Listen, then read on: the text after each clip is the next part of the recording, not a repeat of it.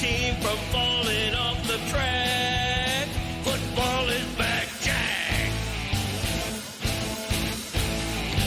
Whether on the ground or through the air,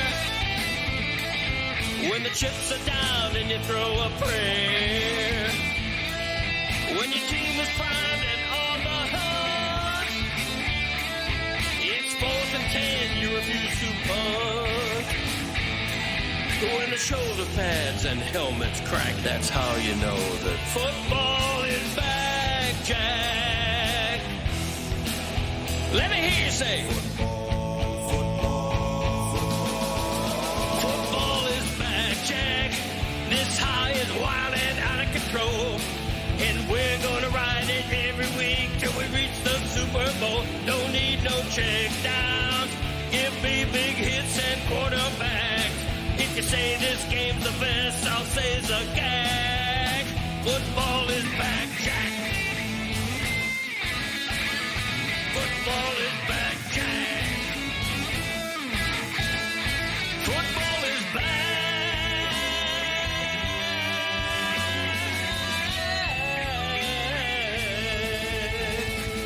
Football is back, Jack.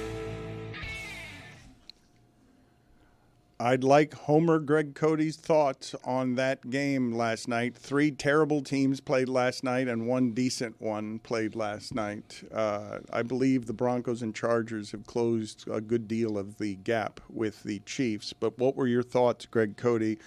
Homer Greg Cody, you thought the Dolphins this year were going to get to 8 wins. Mm-hmm. They 8 have or 9, actually. 9. They have a lot of games against bad teams, but they themselves are a bad team, and they played a terrible one last night. They played a terrible game. The Jets team is awful. Oh. Yeah. Just terrible. Easily worst team in the league. I thought it was the Dolphins. Jets are easily the worst team in the league. They played one of the worst games I've seen anyone play this season when you consider a defense that I think is historically bad in the Dolphins caused 3 turnovers when they hadn't caused any turnovers all season. And what they have, 14 or 15 penalties? Like, this is a Jets team. I remind you, the Jets did something this offseason or during training camp I've never seen. On a Sunday they had off. Without the coaches, they went and they had a practice with no coaches where it was just the players. Can you imagine how many penalties and turnovers they would have had if not for that practice? Because they looked like an amateur outfit last night. They had over 100 yards in penalties. Oh, it was terrible. Yeah, they're in tank mode now. Aaron Glenn had no cause to dance along the sideline last night because it was a terrible performance. They handed Miami the victory. Overriding everything, of course, is Tyreek Hill's injury. In the post-game press conference, they were all talking about that injury. Mike McDaniel was 5 minutes into his press conference before he was even asked, hey, how about that win? Huh? Because the win didn't matter. It was a Pyrrhic victory. And I think that it's emblematic of the season that they finally win a game and they can't really celebrate because Hill just had a gruesome, very likely season-ending injury. So, they have Carolina next. They can be 2-3. For what that's worth. You're doing that already? Yeah. You're counting wins? I am, but You trust them to win a road game? I don't trust them. I think I think they're capable of it. Well, of course. I mean, Okay, I don't think they are. I wouldn't say that for a lot of road games. I don't think they are because I believe that first drive of the Jets is what every competent team is going to gut them running the ball like that. Yeah, their defense was just terrible. They were lucky to win. They were lucky to play the Jets. They were lucky to be gifted 3 turnovers. It was not a great victory. When you get 3 turnovers at home and don't turn the ball over at all, and the last couple of minutes of the game is tense because the other team's only behind by 6, that's not a good victory. It was weird where it was the middle of the second quarter, and it felt like the Jets were doing whatever they wanted offensively. They were running the ball all over the Dolphins. And then you look at the score. How are they only 3 points? Yeah. They were doing whatever they want. It's like, all right, I guess it's okay. It was 10-3 at the half, which stunned me. Also stunning me is that pot-bellied Nick Folk is still in the league and kicking field goals longer than he ever has during that game. That's a career long for Nick Folk, and Nick Folk has been kicking since the 1800s. For him to have a 58-yard field goal in that game, the Jets fumble at the goal line. The Jets give the Dolphins the ball immediately as they start the second half on the kickoff. Like it was just unbelievable to watch how bad the Jets were. I was texting a friend updates of the game because he was out, and so he wanted me to send him updates. And like every update was Jets fumble, Dolphins recover. Jets get sacked. Dolphins recover. Like, he must have thought I was messing with him, that they weren't real updates. What year are you and your friend living in that he can't update himself? You know what? I didn't bother. Like, I thought there's like, hey, I'm out doing this. Can you send me updates? And of course I'm going to do it because he's my friend, but it's like the same amount of time it takes you to pick up your phone and look at the text message. You could just open up the ESPN app and see the score of the game. It's weird. Does your friend not have internet? Like, why does he need updates I don't personally know. from you that sound like Roy's Twitter account? But he's my friend, so I'm gonna do the thing he's asking. Yeah, I think the focus here is Zaz is just like a really good friend. I know, but the friend is like really backward. I'm surprised your friend didn't say, could you write me a letter and let me know how the Dolphins are doing? And send it with a bird. Right. So have a bird carry it to where it is that I am. But let's talk about this injury here for a second, because I thought Tyreek Hill's reaction was at the very least unusual, where he's leaving the field and he's smiling. And it seems like a forced smile. He's blowing kisses. He's on a cart. If you want to put up the photo, I warn you guys, it's gruesome. Like put it up right as the warning was coming. When, All right. when I saw Tyreek Hill on the sideline, just he was motionless on the sideline. And when I saw his leg going in the wrong direction, it was fairly immediate that you can doctor diagnose. You said might be out for the season. No, he's absolutely out for the season, and that's the end of his Dolphins career. Like that also obviously ends his trade value as well. The Tyreek Hill era is over in Miami, and what they got out of it was an exciting season and a half of offense and no playoff wins. Right. Yeah, I don't think that's a stretch to say that his season is over. Given his age, given his reliance on speed, it was a gruesome injury, not just the dislocated kneecap, but an ACL, ligament damage. We don't know yet whether there's nerve damage, which would be really, really bad as well. But, yeah, I mean, I feel bad for Tyreek. He was having a very good game. He was showing signs of having a better season than last year. And it's terrible. I feel bad. That was the spirit in Tyreek, though. I don't think that was a fake smile. I think that was him. The first thing he said to Mike McDaniel on the sideline before he was hospitalized was, make sure our guys win this. He was thinking of the team. I think he went out on a high note for such a gruesome injury. It was a really gruesome injury. It was really disturbing, right, Billy? I mean, I think what it really showed us was his true character and spirit on the field. Not necessarily on the field. Man, what a leader! Did you see that? Yes. He didn't want to come out. Punching players in the face before the game, including Tua. Let's motivating let's them. play the sound of Tua here, who had his cliches ready until he realized halfway through the cliche that that Tyreek Hill was injured, and injured in a way that would echo throughout their postgame, because if you had any hope for the Dolphins season, it dies there. What they got from Darren Waller last night is not something they'll be able to get very much more without Tyreek Hill as a threat. That offense is going to be neutered no matter how many tackles Achane breaks, and Achane's been great this year, running very hard for them. Can I just add really quick before you show that? Like, I understand what you're saying, that you're not going to be able to get this out of Waller anymore because, you don't have Tyreek Hill anymore. They paid Jalen Waddle to be a top guy. Like, okay, so I'm not trying to minimize Tyreek Hill's absence here going forward, but Jalen Waddle is supposed to be a top guy. They pay him to be a top guy, and they literally drafted him in a spot to be a top guy. I could not agree with Zaz more. He has the ability to be a WR1. He has the speed. He's not Tyreek fast, but Jalen Waddle is a very fast receiver. He's above average speed. He should be able to be the guy now who stretches the field and opens it up for the tight end. I think his role doesn't change. I think you're going to see Malik Washington step more into the Tyreek role. Why did you call him WR1? Why did you do that? I'm an NFL insider. That's the lingo. That's the lingo we use. Is it quicker just to say wide receiver? I think Waller could get 27 yards again in a game. 2 touchdowns. You think he's going to be a 2-touchdown game? I think he get 27 yards again in a game. Let's play the number for him yesterday was 11.5 yards over under in the game. That's how little the expectations were for him. Zaslow crushed Waller, and Waller's going to be on the show with us at some point today because that was a really nice return for Darren Waller. It's a nice story as well. He's holding the ball on the onside kick at the end after scoring 2 touchdowns. But let's play the sound of Tua when he went to some of his go-to cliches and he realized in the middle of it, and we've got a pretty major injury. All glory belongs to God. My Lord and Savior, Jesus Christ. Just want to thank him for this victory for us, keeping us safe for the most part. For the most part, doing a lot of work there. Like, when would he have not included like he said, okay, for the most part. Would he have left for the most part out if someone died? Would that have been okay? There are only 2 injuries last night that the Dolphins could have suffered that would have felt quite like that, and they got one of them that felt like that, and I thought they were going to get the second when Tua's sliding and they're going after his head and getting an unsportsmanlike penalty for going after his head. Yeah, he sold that. That was Kiko Mawanoa, though. Yeah. Former Kane. Tua came up smiling, which was good. Keeping us safe for the most part. Guy's career might be over.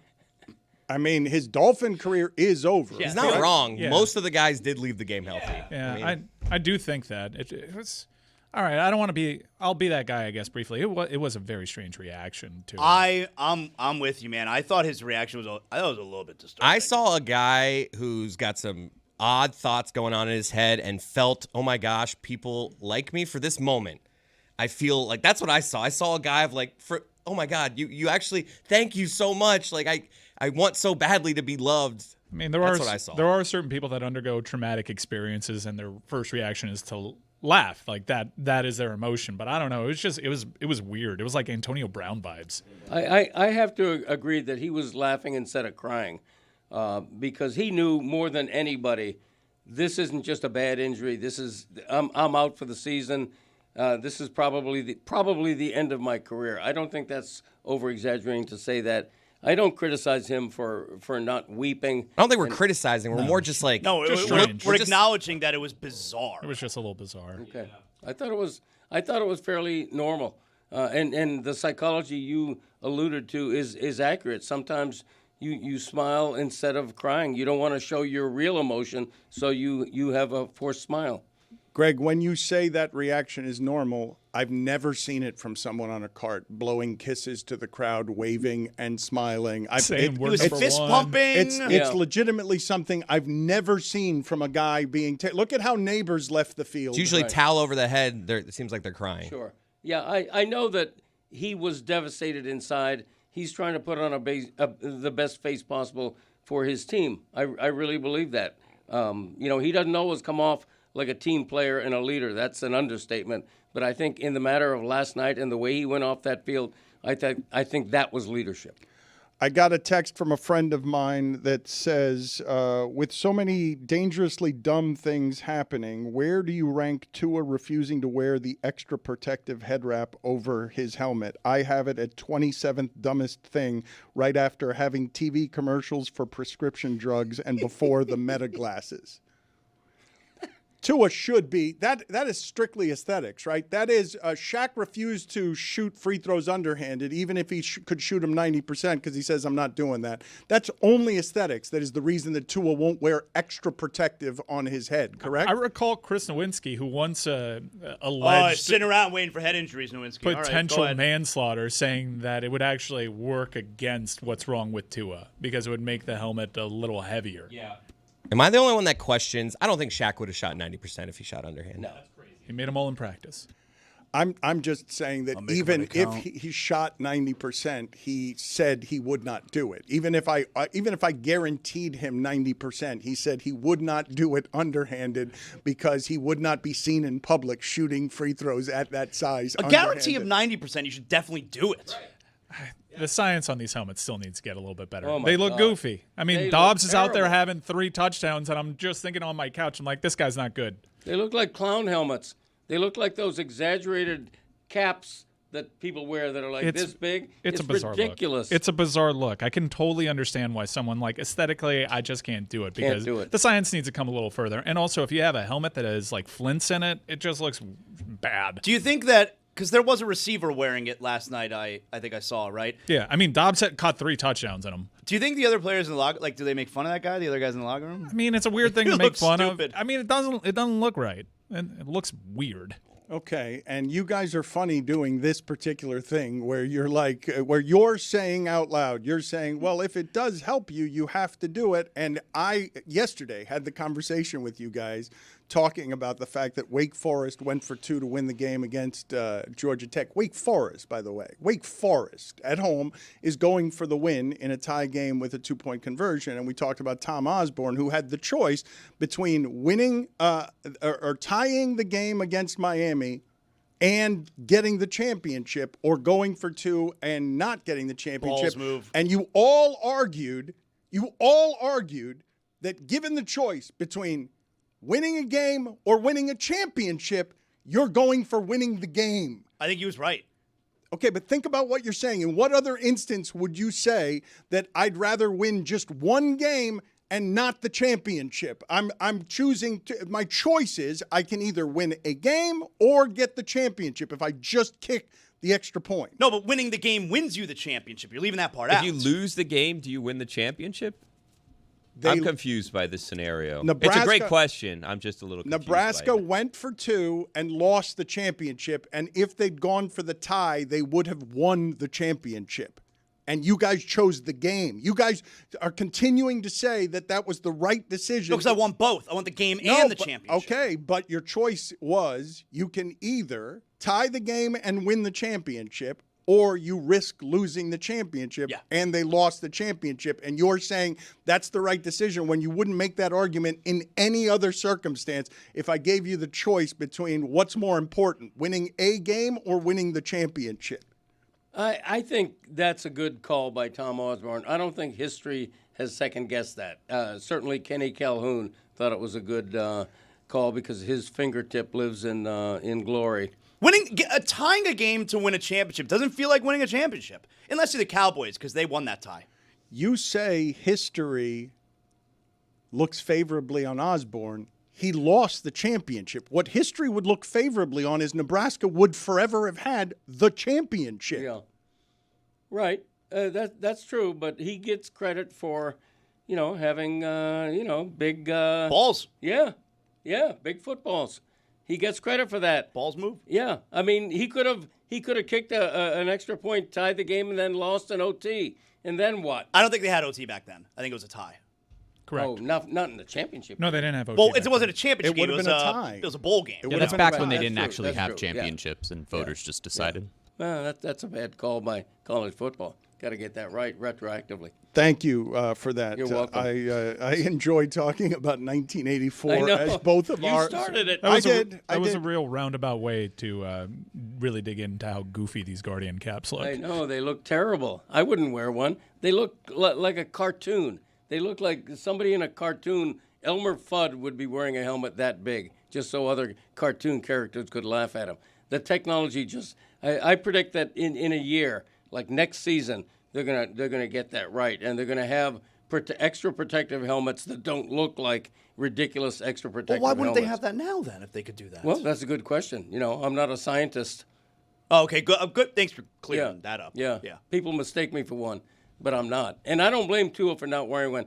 There are so many other ways to avoid concussions, okay? You dump the ball. You intentional ground it. You run out of bounds. There's a million different ways not to get a concussion, in my opinion. You guys are really out here arguing you got to look good instead of brain safety. And furthermore, you're going, don't trust the science, even though, and that's fair to say we're in the early part of the science, and it's a violent game, and I don't know what actually protects you from concussions, but what they have out there is helmets that, while they don't look good, are being worn because they add additional brain safety. Mm-hmm. And you guys are saying, no, I'd rather look good. Well, I mean, it's not us saying it. The players are saying it. But also, like, the players, when you've asked them about it, a lot of them say it weighs more. It throws off my balance slightly. And even if it's just a millisecond, like that's the difference between, like for a running back, a gap closing, and then you can't break a big play. So they've chosen not to do so. Which is what Chris Nowinski, who I think we can all admit knows more about this than any of us, said in Tua's case it doesn't necessarily help. I have seen prototypes of these Guardian caps that do look a little bit more streamlined, and I imagine they're still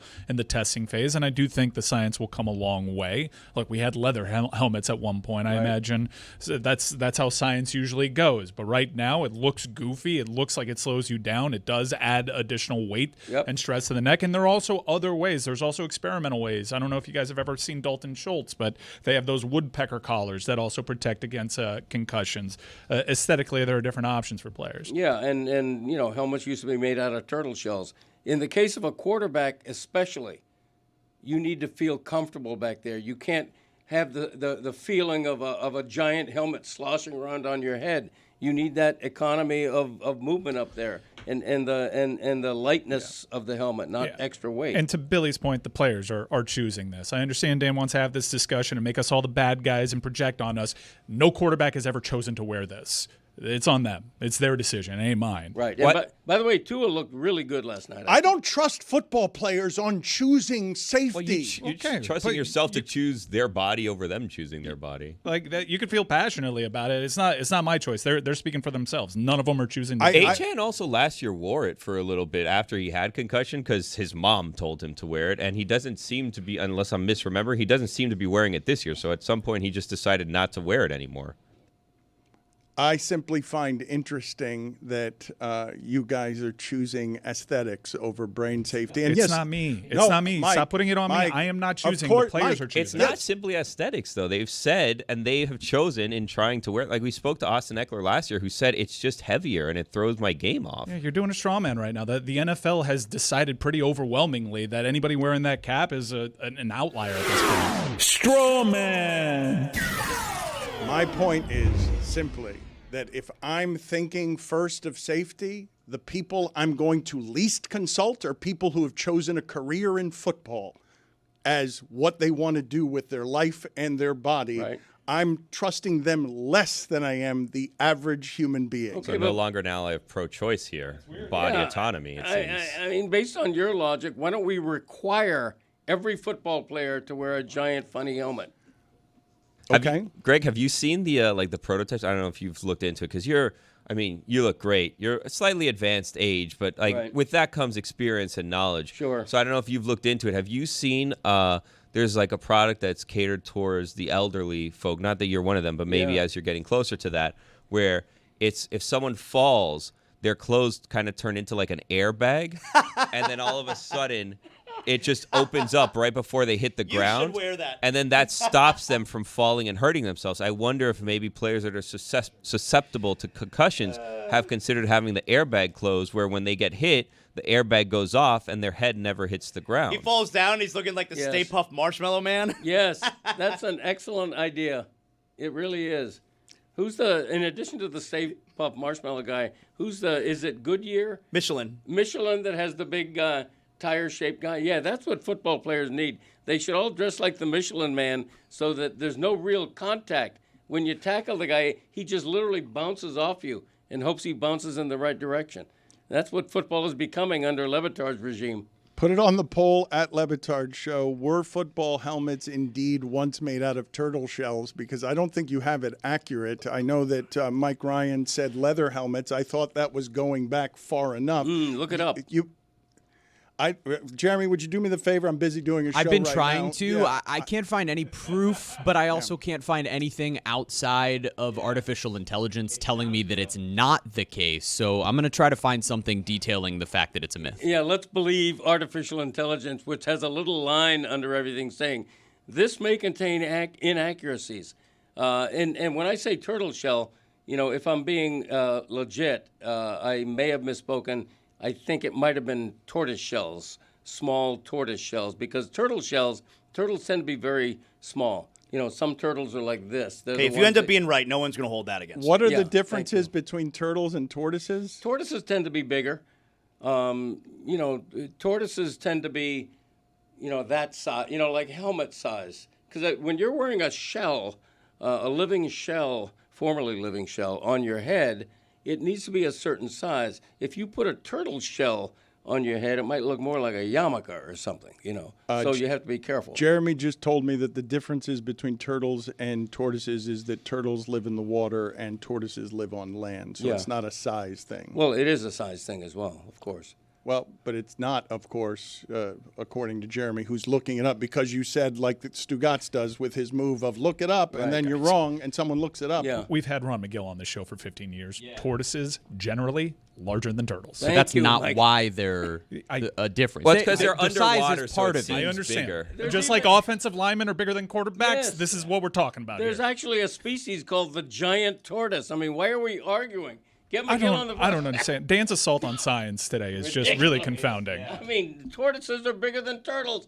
Does that mean that there's a tortoise living who's smaller than the biggest turtle? You Of said course. helmets were made out of turtle shells. Then you Yes. change it to tortoise shells. Neither one of them is right, and none of the information you've given so far is right, except that the Jets stink and that you Yes. shouldn't be too happy about that victory if you're a Dolphin fan, because the injury that happened there is the injury that you cannot have. There are only two the Dolphins cannot abide. Are you with me on the fact that I believe that this defense is historically bad? It was terrible last night against a bad offense. The Jets ran all over. Other than, this is ridiculous to say, but other than that 43-yard touchdown run, they contained Justin Fields pretty well. He didn't have a great night passing, but they were just unstoppable on the run. I think the Jets ran for 200 yards. Yeah, it's a really, really bad defense, and they have to score 27-plus points to have a shot. He threw for 50 more yards than Tua, Justin Fields. Did he? Yeah. Okay. Yeah, Dan, you're forecasting, right? Because they are not yet the worst defense in the league. I think you have to be the worst defense in the league to then stake claim to historically bad. Like from counting stats to DVOA, they are not bottom. I think in DVOA they are like fifth from bottom. They're actually getting better. They gave up 33 points, Guys, 31, so you can 21. Yeah. I just want to be clear. Like you're making a prediction. You think it's the bottom's going to fall off? Well, it's not just the bottom's going to fall off. It's that they allowed 19 straight drives without making a stop. They've only played outside of the Bills' bad offenses. And the next step that I'm taking on this is that when I'm watching what it is that they are doing defensively, being gutted and allowing these 9 yards a carry on defense, and they're hurt on top of that. I'm watching a team that I don't have any confidence in, and I'd go a step further on this. I didn't think when they're up 3-0 and it's 4th and goal from the 5, I don't think that they're going for it because Mike McDaniel is ballsy. It's because he knows his defense is bad. And 6-0 doesn't help you because he knows they're going to go right down the field because they can't actually stop people. I mean, that could be true, but going back 3 years ago in Mike McDaniel's first and second year as coach and the defense was fine, like he was going for that 4th and 5. Why didn't he that Fourth first goal. drive though? Yeah, He's he just like, I could've. need points out of this. I can't have the booze if we don't get it here. Yeah, because he that did was take terrible. it that first drive. He's just like, I'll take the points. Zaz, 4th and goal from the 5 is still in that league with everyone, including Dan Campbell. It's still kicked. I thought that's a reaction to, I know how that first drive just went for the Jets. I know they drove right down the field. I know they kept just handing the ball off. Why would he trust his defense? It's not just bad, it's also injured. You know what? Like, you made a good case, probably right there, and it's a little bit pathetic that early in the game the Dolphins are then saying we have to get touchdowns to beat the Jets. Look, there is nothing that suggests that Turtle Shell was the NFL helmet. I've gone through a slideshow here on NFL.com of every single helmet from the beginning of the NFL all the way through today. There was fiber shell technology, which is what's used in like bicycle helmets these days, but nothing suggesting that. Greg, what you might be thinking of is that they referred to the sort of cap/helmet that was worn by the British soldiers in World War II as turtle shell helmets. So you might just be getting those two things confused. You know, anytime we refer to something that goes back 100, 120 years, it's difficult to get an exact read on it. There are no witnesses who wore a turtle shell helmet in the NFL, so, you know, yin and yang, you know. Yep. He said, she said. It's hard, really, I think, a month into the season with the sample to tell exactly what the Dolphins' defense is. But just for added context, they played the Patriots, who are exactly middle of the pack in offense. Now, they could be middle of the pack because one of their games came against the Dolphins. The Jets is the worst defense. Patriots also scored, 42 this past weekend, I think, right? They look good. I know they were playing Carolina, which is a weird team. The Jets are easily the worst offense they've played so far, but the other half of their games, two of the top 3 offenses in the league in Indianapolis and Buffalo. Yeah, I agree with that take, and I think it's also fair to say, although they were gifted the win last night against a bad team, I do see progress from Game 1 to Game 2 to Game 3 to last night. They had Tua look good, Achane look good. They had a 96-yard. They had their best drive of the season. I believe by the end of this season, this will be the Dolphin defense, the worst we've ever seen by the end of the season. Okay, crystal clear on that. I do think that you go out and get a Minkah Fitzpatrick to mitigate some of your deficiencies on defense. I recovered that fumble. Yeah, because that's how you do it with turnovers. You can have a defense that's bend, that even breaks occasionally, but if they make an impact play on defense and get the ball back, those are huge ways to mitigate some of your deficiencies. Let me explain what happened this weekend with the Giants, for example. A limited offense that lost their best receiver. The Giants had, I think it was 40 runs and 20 passes to protect their quarterback and to trust their defense. They kept the ball away from Justin Herbert. The reason that I have fear about the Dolphins is because through a month in this season, I have never seen a Dolphin defense that you can just hand the ball to the running back and it's going to be 2nd and 1 every time. And what happened to the Jets last night is they kept getting into 2nd and 15 and 2nd and 20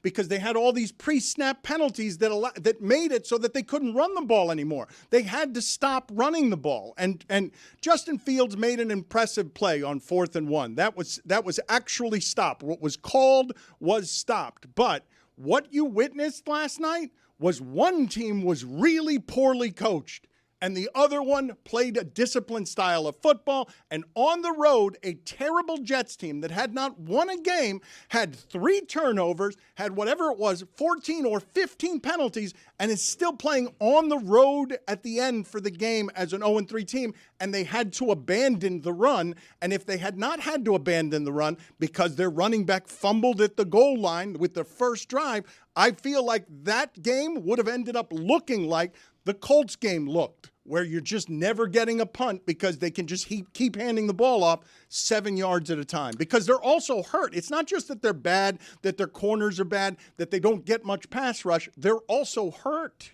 I'll tell you, the Jets were terrible last night. So much pre-snap penalties. The fumbling is stupid. A fair catch at the 2-yard line. Yeah, I mean, what are we doing? Like, what's happening there? But I'll tell you, the reaction that the coach is getting, Aaron Glenn, after just 4 games, I understand it's a bad team and they certainly look poorly coached. I'm a little bit surprised at how aggressive the reaction to Aaron Glenn taking over a bad Jets team and what they're saying about what this team looks like and the new coach just 4 games. I've been a little bit surprised. I read an ESPN.com piece about Aaron Glenn saying he's going to pay back Dan Marino. And because Aaron Glenn was the corner on the spike play. And after the spike play, I think the Jets ended up losing like 33 of 36 games or something ridiculous. And last night, what you watched is the most poorly coached game that I have seen this season from anybody. And that's why the Dolphins won the game, because the Jets gifted it to them. Sure. Yeah, I don't know if you can blame coaching for 3 lost fumbles. Maybe you can, but that was the reason for the loss, but the Dolphins had to recover those as well. To Mike's earlier point, for what this is worth, and it's not definitive, but there are 6 teams in the NFL giving up more points and more defensive yards than the Dolphins. So when you say they're historically bad, that has not shown itself yet. He's forecasting, which could be the case. Look, this season, I don't have much hope despite the victory, and they just lost their best offensive weapon. It can go off the rails, but I do think Dan has to be clear that he's forecasting because the stats don't back it up just yet. There are way worse defenses in the league. Give them time. I believe they will be worse than the defense that was 1-15. Because of how they're getting gutted straight up the middle. Just straight up the middle. Yeah, I've never seen it. Through a month in the season, I've never seen a Dolphin defense that can be run on that way. And if they can be run on that way, then a team like the Giants can do something like hand the ball off 40 times to protect their quarterback and keep him just throwing the ball 20 times. Are we hearing Kenneth Grant's name called at all? Like, I get it. He's a rookie defensive tackle. It's a really difficult position. But I don't know that full. Should we be hearing it? That's my gimmick. Should we be hearing his name at all? You're a first-round pick. Yeah, you'd think so. Because he supposedly had a good training camp. I mean, he was awesome. They were raving about him. He was awesome in school. Yeah. I don't know. We don't see him. They were raving about the whole front seven. Yes, right. And look, the front seven has a lot of good pieces. You know, Go ahead. I'm waiting. Jalen Phillips, Zach Seiler, Bradley. Zach Seiler is a good piece. Whatever. Seiler. Whatever. He's been here for a long time. He said now. she said. But it's such a weird pronunciation. It should be Seiler. It should be Seiler. I like Seiler. I like Jalen Phillips. I like him as a story. Jalen Phillips is the king of almost. He gets close a lot. He's been getting close. But pressuring a quarterback, even if you don't get all the way home, that does impact the game big time. Like he's still making contributions. He looked bad to start the season. I do think he's come on lately, which is hopeful considering the injury that he's had and he's recovering from. Did you like the Dolphin jerseys, the uniforms? No, that's part of why I'm wearing this right now. I'm showing you what a real jersey looks like. I think it looked better in game action. Oh, okay, hold on. Let me clarify. The jerseys look great. They're just not Dolphins jerseys. No. That's all. They're not Dolphins colors. They don't. Who am I watching? That's not the Dolphins. The jerseys are really, really good looking. I don't have a problem with what the jerseys look like. They're just not Dolphins jerseys. Right. It did not look like the Miami Dolphins last night, which is a good thing because what we've seen of the way the Miami Dolphins look is not something that you want repeated. This is what a Dolphins jersey. You want to know what a Dolphins jersey looks like? Zoom in on me. Right. This is what it looks like. That's the original throwback. That's right what it there. looks like right here. No, it's not the original throwback. This is a Dolphin. This right here. This is a Dolphins jersey. This one. It's a Hall of Famer. Zach Thomas. Should have been in a lot sooner than he got in, but that's neither here nor there. Where is it then? It's where it's supposed to be. Started looking at playoff scenarios for the Dolphins today, tiebreakers and such. Yeah, because they're tied with the Ravens right now. I don't know if you know. However, the Ravens win the tiebreaker over Miami based on best win percentage in conference games. That's early. Yep. The Texans also win the tiebreaker over Miami and Baltimore based on best win percentages in conference games. And right now, the Raiders win the tiebreaker over Houston based on strength of victory. Just one game back of the Chiefs, though. Yeah. This episode of the Dan Le Batard Show is presented by DraftKings. DraftKings, the crown is yours. She's the senior NFL insider for The Athletic and the host of the Scoop City podcast. She is fresh off celebrating her anniversary on Friday, and it makes me wonder immediately, how is it and why is it that you got married during the NFL season? It is the most common question we get. So first of all, I apologize for the voice today. I lost it on Friday. I guess that was my anniversary present to my husband. I was not able to talk. So he was he was thrilled. He was happy all day. So we got married during COVID, and we had got engaged in May, and we were planning a very big wedding in the off season, and we were actually attending a baptism for my nephew, and my grandparents were running late, and so the priest was tap dancing a little bit to kill time.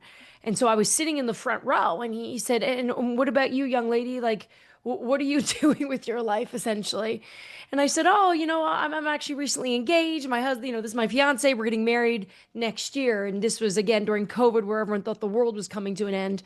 And he put me on the spot, and he's like, why are you waiting? And we're like, well, we want to have a wedding, Well, why? If you love each other, you should just do it now. And we're like, well, we're not going to do it now because it's Luke's baptism, but okay, maybe. And then just on the drive home, Kevin and I were like, maybe he's right. Like, forget the wedding. So we canceled our wedding and we got married a month later. And we did it on a Saturday during the season, and I went back to work the next day. So you were bullied? You were bullied by God? A priest? Yeah, dancing priest.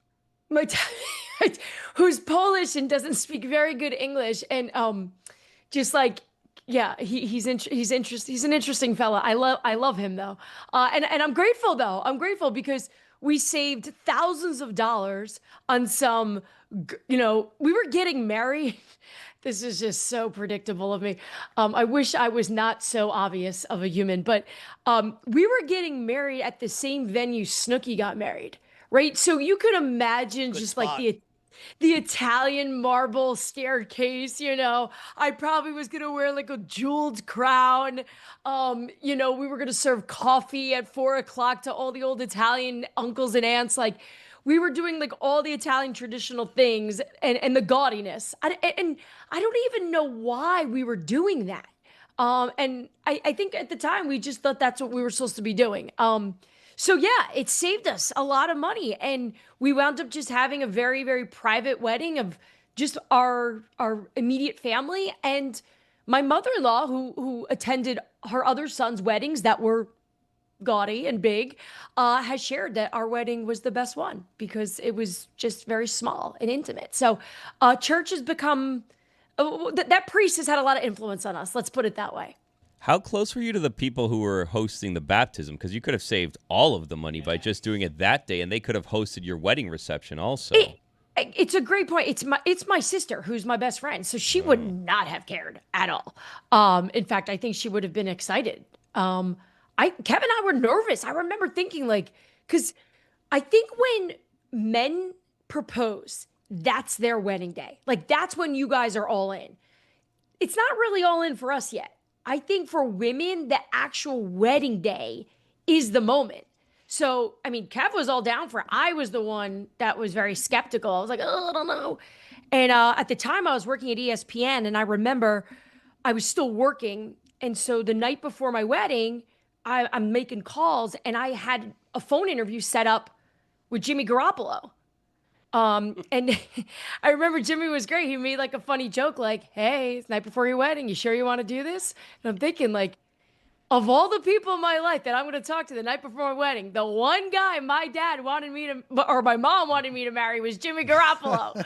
And he's calling me. Like, this is a sign. I of course did not marry Jimmy Garoppolo. And I think Kevin was happy about that. Diana, at what point on your very private wedding day did you put away the phone where it's like, all right, I can't be bothered with any breaking news or anything like that? Yeah, did not. In fact, I would recommend it. I don't recommend talking to people like in the limo or in the car or wherever you are or in the church, but the best pictures and videos I have are actually the ones that we took with our own phones because it was just us. So I wasn't working. I did get nice text messages from people around football, and I was responding a little bit, but it wasn't like I was sitting out there like, at the time, I don't know, Odell Beckham's not playing tomorrow. Like, I wasn't doing that. But it was COVID. So it was like, you get married, you go back to work. Like that's kind of what we did. And I think my husband's still pretty bothered by the fact that we never had a real wedding. So Diana, how would you grade the proposal? Was it bended knee? Was it, how was it? Not great. It was okay. We were down the shore. We're at the Jersey Shore, and again, COVID. So like there was no place to go. He had planned a better one, but the restaurant that he had planned it at was closed because of everything. So we were on the beach, and the only problem with it was my sister and my brother-in-law and my parents knew it was happening. And I threw on just like an ugly shirt, like it was like a blue version of what I'm wearing right now. And I had my hair in a ponytail. Like I looked terrible. And nobody thought like, hey, you're 36 years old. Like, you're old. You should probably, this is a big moment for you. Especially a family that was dying for me to get married. No one gave me the heads up. So Kev did it on the beach, and yeah, 1 out of 10. It was just like a 4.5. Were you expecting it? Like, they said this is a big moment for you. Did you think that it was coming, or was it like a surprise? Because like at 36, I don't think you just walk around always expecting to get proposed to. No, I did. I walked around waiting. It was like, he would like go in the other room. I'd be like, this is it. This is the moment. He went to get the box. Put it on the... He claims that he was proposing after that Super Bowl in Miami by you guys, and that I came back so tired and exhausted from it all, he canned it. He's like, this isn't the right moment. Like, she's done. Like, she's not in the right place right now. But I don't know. I think he was just buying time. But yeah, I was surprised, but I wasn't, because we were at that point where, like, it was easy. Like, we knew we wanted to be together. It was just a matter of when he could just ask the question. I have a number of follow-ups, and we'll get to football in a second. Please put it God. on the poll at Le Batard Show. For men, is the wedding day the day they propose at Le Batard Show? Your bullying priest and your relationship with church and God, how have the kids taken to church? So you know how it goes. It's like an Olympic sport, trying to get kids out the door on a Sunday morning, especially during football season for me, because I'm working. So we cut back on that because my boys are only 14 months apart. So early on here, we didn't do church. Okay, sorry, Mom. We just stopped. So we've decided about, I'd say a little over a month ago, that I will just take my 4-year-old Michael to church to just try to instill, like, the process, right? Because he doesn't know a homily, a hymn. He can't tell the difference. To just get him used to what church is, and so he knows the rules. You don't talk, you sit quietly, you keep your hands together, and it's God's house, like, all the basic stuff, so he can learn. But every Sunday, it is clockwork. The second the priest stands up, and this is usually midway through Mass, to begin the homily. And for those that are not Catholic, the homily is usually essentially the priest's version of that day's Bible's passage. So it's, let's take what the Bible says and apply it to life. And how can I connect to the parishioners here? And that's usually, it's a lesson. And depending on the priest, I think Catholics can agree, sometimes they're all right, sometimes they're boring. Most of the time for me, they've been boring. I haven't had great priests. And I guess my son has some sixth sense with it too, because every single time the priest stands up, he walks up, he goes, "Mom, I gotta poop." I'm like, hey, guys, we call it the homily dump now, because it's just every single time. So I gotta get up and walk out with him. And to the kids' credit, like, they've got a speaker in the bathroom so you can still hear the homily. I'm like, kind of get it, Mikey. Like, this isn't great. This isn't yeah, he's running Mikey's running a scam. So where does it rank? Kevin does a number of things that are annoying. Where does it rank his meal prep for the week? Is it high on the list of annoying things your husband does? Yeah, it's like Mikey's colon's allergic to homilies, and my stomach is just allergic to anyone who like, okay, so credit to Kevin. He understands that in life, like, we need to help each other out. And so he likes to get ahead on meals, right? It's helpful. But Monday mornings, he cooks a full dinner. So it's 5 a.m., I pour my coffee, and Kevin's at the stove making broccoli and chicken and onions and peppers. And I don't know how you guys feel about it, but like I don't want to smell that in the morning. Yeah, broccoli smells bad. Put it on the poll at Le Batard Show. Would you be disgusted by the smell of broccoli at 5 a.m.? Yeah, and his point, and he said this to me because I was complaining, because he saw me texting my sister who gets up early too. I'm like, I can't do this anymore. And he's like, you can tell your sister she can eat the cereal that she eats at night, because her husband doesn't do this. So my poor brother-in-law gets shrapnel and all this. No one's doing anything over there. They're eating Cheerios, and you eat a nice healthy meal every night because you want to be healthy and stay fit and all that other stuff. So he has a point. I just don't think that's a good way to start our week. Grilling broccoli and chicken. It's not great. Diana, the Eagles have won like 20 of 21 games. They're reigning Super Bowl champions, yet you have A.J. Brown sharing Bible verses on social media. People are wondering, is Saquon the same player? That was a nice win in Tampa. I understand the passing stats didn't reflect that, and Tampa climbed back into the game. But for much of that game, that felt like a statement win from the Eagles. And yet the news cycle is talking about everything that's wrong with the reigning Super Bowl champions. I don't understand it. What do you make of it? Mike, I'm the same way. I know why they're mad. I understand it. And a lot of it has to do with the fact that you've got an all-star team. On paper, this is the best team in football. And they still have not played their best version of it at all. we've seen snippets of it, but it's been very obvious that teams are now defending the run very well, right? Saquon has not been the same. This is also a team that seems to like drama, right? Because we see the AJ Brown tweets and hey, I'm just going to shrug my shoulders and whatever it is that he said, his messaging essentially be like, yeah, I'm not thrilled with this. If you're not welcomed, quietly withdrawal was some of the social media messaging. Yeah, look, he did it last year too, right? Like, this is just what they do. I think they like chaos. And I think they are those people that need the drama to almost stay entertained by it. It's like they're so good and they've got this special team and bond and they have figured out ways to win every single week. Yet they're like, let's just shake it up. I just think they continue to come out really, really strong. But until we see them put it together, look, it's only the end of September. So I predict that it will continue to get better and they'll find themselves. But I think this is just the Philadelphia Eagles needing entertaining. Are they like the couple that fights a lot just to have great sex? Absolute. That is what Philly is. They are the couple you hang out with that purposely argue to give their relationship a little bit of excitement. Put it on the poll at Le Batard Show. Are the champion Eagles the couple that fights a lot to have great sex? Diana, what do you make of the Jets' performance last night? Bad. I'm concerned. The penalties. I think we wanted to believe that this would be better because Aaron Glenn came in with a really good reputation. We saw some good stuff he did in Detroit.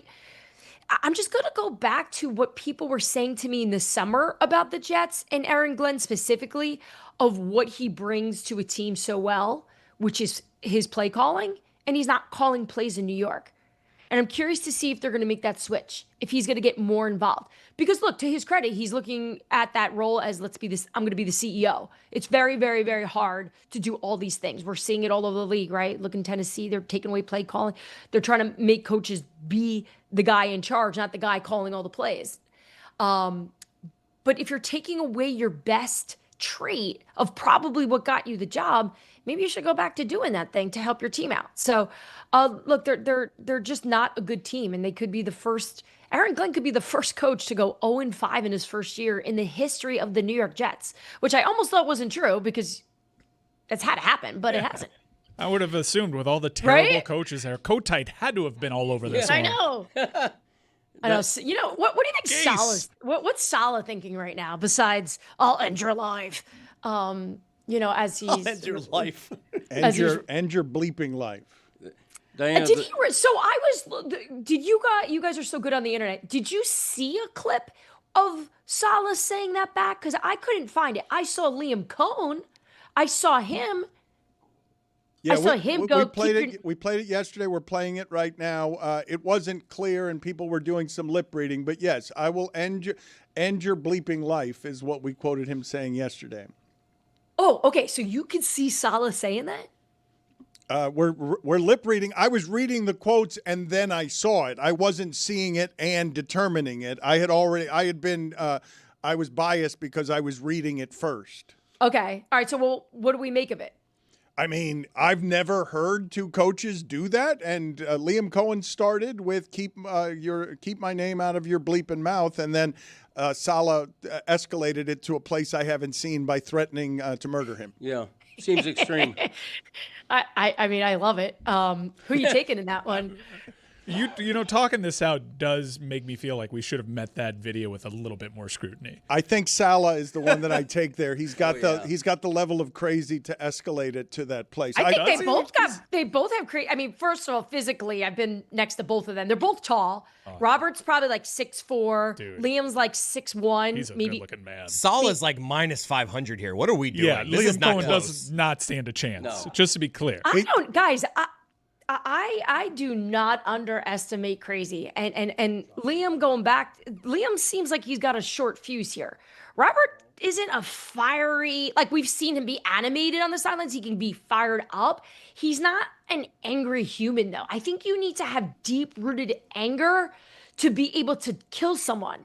Robert he's not like that. Like he's actually. Diana, when you're yelling at somebody on the field with live mics around that I will bleeping end your life, you do have that anger inside. And the other guy is Duval. Liam Cohen would get thrown by the ankles into the stands by Robert Saleh. Yeah, high nerd quality on that guy, I have to say. Diana, the story of the day in the NFL has to be Tyreek Hill's gruesome injury.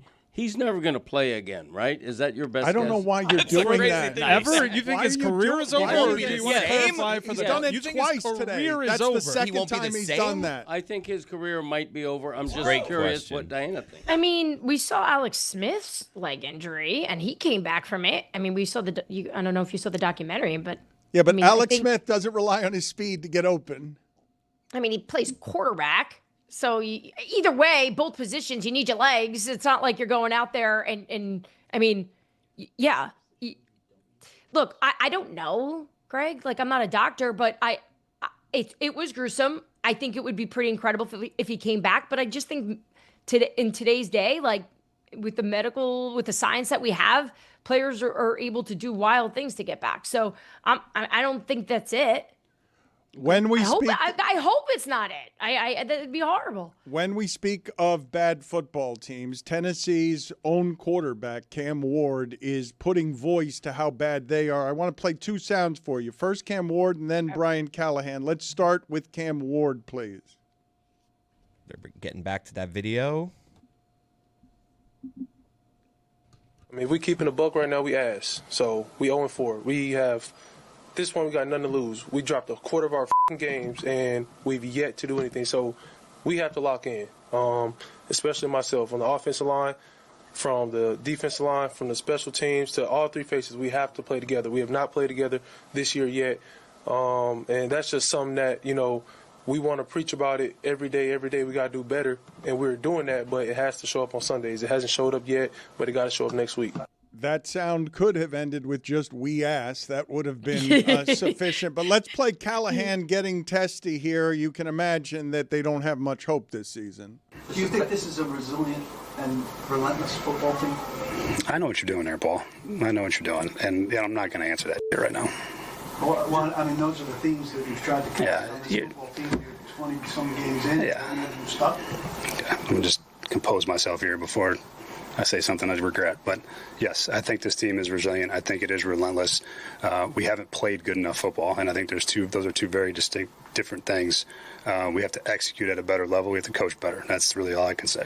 Put it on the poll, please, Juju. Did you know what Paul was doing there? Because Callahan is accusing Paul of something that none of us are accusing. That was very insecure. I can tell you. I know Paul Kaharski very well. Shout out, Paul. Paul is every losing coach's nightmare. He's in their dreams. He's in their pillow. He's in their bed. He's in their car. Paul is relentless. Now, look, he's in a market, and Paul's from actually the New York area, but he's in a market in Nashville that you're not dealing with aggressive media. You're dealing with a lot of really good guys down there, but it's obviously not New York. It's not Philly. But Paul thinks it is, and he goes hard. And he just asks questions that sometimes, like, I've been in those press rooms with him, and I'm like, oh, my God, Paul, no.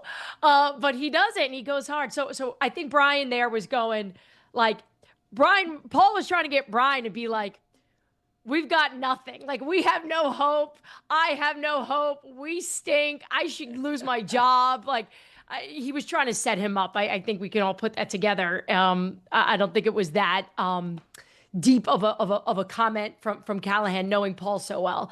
So look, I think the situation there is, let's start with Cam Ward. Okay, how sick of this does he sound already? And he's only a rookie in Nashville for just a few weeks here, playing with this team. That to me is the biggest problem, because if what he's around right now is going to ruin him, then just shame on Tennessee, because they've got this gift. They've got the guy. He can play. He's talented. Everything I've heard about him, from what he's like behind the scenes, on the field, as a teammate, they've got the thing that every organization wants. Now they need to go and find ways to put the right people around him. And for whatever reason it is, and it feels like it goes back to when they traded A.J. Brown, 4 years ago, 5 years ago, like a little less than that. Like, that's where it all started. It's like from that trade from A.J. Brown to Philadelphia, it just seems that was the thing that has now taken this team off the tracks. So I don't look, it's not going to get any better. There's no way, because they don't have the right people there. And I think it's going to be interesting to see how they do this, right? Because you've got Brian Callahan. He's the head coach. You've got his father, who is the offensive line coach. So if you fire Brian Callahan, do you have to fire his father? And then does the team then have to go find two coaches? Like, I just think there's a lot of dynamics at play there. I know what you're doing there, Paul. Put it on the poll. Do you have to fire several generations of Callahans if you're the Titans? And also put on the poll, is Paul Kaharski every losing coach's worst nightmare?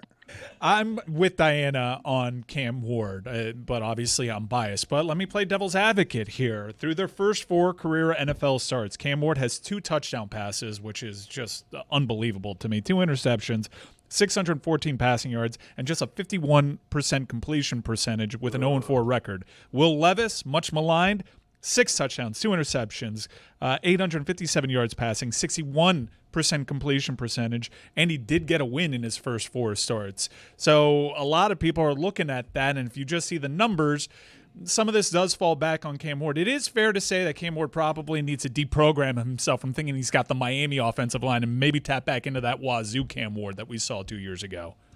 Yeah, well, I'm going to be interested to see just what direction they go in. And I don't want to go too inside baseball on the Titans right now, but it's like, you've got Mike Bergonzi, the general manager there. He's got connections to Kansas City. Kansas City has some great coaches there. You got Steve Spagnuolo, obviously. You have Matt Nagy, who's a good play caller. That's usually how you put these things together. It's like, who knows who? So, look, this will be a gift for any offensive-minded head coach to be able to go to Nashville. By the way, Nashville is one of those jobs, I'll tell you. Coaches that are looking to be head coaches, they always ask about that gig because that is the dream job in terms of the city, like everything about it. You ever been to Broadway? It's so much fun. They're getting a new stadium soon. Yeah, the new by the way, that's another factor in this. They want to get butts in the seats, and the way they're playing, that's not going to help them. That's not something ownership can be happy with. Jackson Dart, what you got? I mean, energizing. Look, he wasn't spectacular on Sunday from what we saw, but I think he gives this team a chance, and he certainly saved Brian Dable for right now. He definitely calmed everyone down in New York. Forget Jackson Dart, though. It's the defense to me. They've got absolute monsters, and it was the first time I saw them all together because we've all been wondering, where are they? Abdul Carter, Kayvon Thibodeau, Brian Burns. I'm missing more, but still, just the fact that they were so good up there, the fact that the defense is alive is going to keep the New York Giants alive, I believe. Diana, did the Cowboys win the tie? No, I mean, no, it's a tie. There's no winning. Are the Bengals done? Yes, the Bengals are done. It is not good, and I don't see it getting any better. I'm curious to see if they're going to make a move at the quarterback position because I think we see it's not working. Atlanta was fun to watch for the first time all season. Did Zach Robinson figure it out, or did they just play the Commanders at the right time? I think Zach Robinson figured it out. I think this is exactly what we've been waiting for, and finally you have these talented players playing at the level that they should. So I think good news for the Atlanta Falcons. I think we're going to see it again. Do the Ravens make the playoffs? No. If Lamar Jackson is not healthy, this team cannot go. Their defense is not good enough. They've got too many injuries. And with Lamar hurt and him not being able to be athletic and able to create plays that make us all kind of go in shock, I just don't think this Ravens offense can go. Are the Bills undefeated as an illusion? No. I think they're one of the best teams. They are the best AFC team right now. I think it's between them and the Kansas City Chiefs. I think they're that good. Then why are you texting me that Pat's Bills is must watch? Oh, because I think that this New England Patriots team actually has a real chance to compete with the Bills. I'm not calling the upset. I just think based on where Drake May is and the Patriots building towards something that they are trying to build there, I think the Patriots can give the Bills a hard time. Once Rashee Rice returns, are the Chiefs going to be all the way back? Yeah. But wouldn't you say they're back now? I mean, and they only got half the duo back. So, and they've been saying this for months, They're like, if we just get one of our guys back, we'll be all right. And look who's all right. Do you agree with Mina Kimes that Puka Nacua is the best player in football? No. Can you guys look up for me how many touchdowns Puka Nacua has, please? He doesn't score very much, does he? Like in his Why'd you say that? Because he's got a bunch of catches and every like they target him so much, and he's got 100 yards in every game, and it's not stoppable. Like they're going to throw to him 12 times a game, and they're going to complete it 12 times. He's got one rushing, one receiving. But this season, I'm not talking about this season. Career-wise, how many touchdowns does he have? 10. I don't think just 10, huh? Yeah, he doesn't score all that much. Thank you. Appreciate the time, Diana. Appreciate the work as well. Senior NFL insider for The Athletic and the host of the Scoop City podcast. We will talk to you next week. Always good seeing you. Thanks, guys. God bless.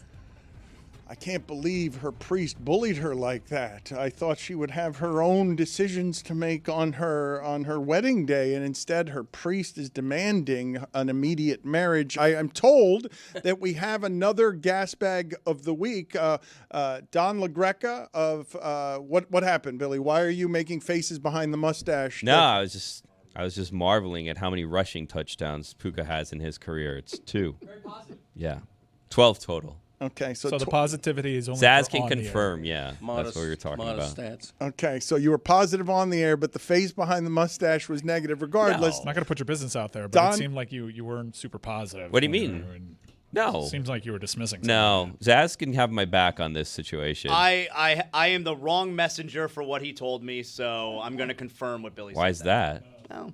You don't get to put this on me. You're the one who said the thing. I was just asking a question. Because I can say it. Say and what? you won't like what I say. That's not true. So let's not. I love everything you say. Let's What's not happening put this here? comment on me. All right. I'm not certain. Share with the rest of the class. What's now, happening now here? we're here. Now we're here, and it's not something he's got to be positive on air. If he was positive, I'm off positive air, all the time. In your headset, though, that you got to be positive there too. I You was can't positive. Be negative in someone's headset. Well, he's while being we're a on the producer. air. I got to say the energy did shift a little. I was defending Diana and the situation she was in. See, you made a tactical error by throwing this on me. How so? Because I could say what you said, and I don't think you would look very good. What do you mean? but now we got. What do you mean? so? What do I mean? Now I just said what I mean. I just You said don't Puka. get to disagree with what I say and then say, "What do you mean?" I said Puka has said two, what I mean. 2 rushing touchdowns in his career. Yeah. Okay. If you believe that, Dan. Well, I don't believe it. I clearly don't believe it. We've established he's not going to snitch. You know why, Zaz? I know what happens to Stitches. Get hurt. Do you give Zaz immunity for what he might can, say? He can say whatever Nope, it is I am not that the right you said. messenger. I will not say it. Nope. Nope. Okay, but this is not working, and I don't know. I'm not of the right background to say it. Okay. Well, now you're making it sound really bad. Minor penalty, 2 minutes, delay of show. You take your jail time if you don't want to snitch because you just. It's a good friend. He made the right call. That's a good friend. He's taking the jail time. Okay, it's good. Jail time for him. I could say what it was. I said Puka's got 2 rushing touchdowns for his career. I heard that as a positive. Yeah, I don't understand. I'm like, 2 touchdowns. He's not even That's a great. running back. I'm celebrating. I guess he thinks that he Minor can't penalty, say it 2 minutes, because- dumpster juice take.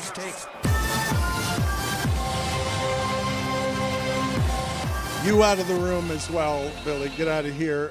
Gas bag of the week. The beloved Don LaGreca, who tends to lose his mind, has some commentary on what happened, Chris. No, I'm just going to give you context here. He's mad at Mets fans because the Mets blow it, and they're mad at the Marlins for celebrating too much for eliminating them. They're mad at the rules for tiebreakers. They're mad at they're trying to blame everyone else, and Don LaGreca's not having it, and he is our gas bag of the week.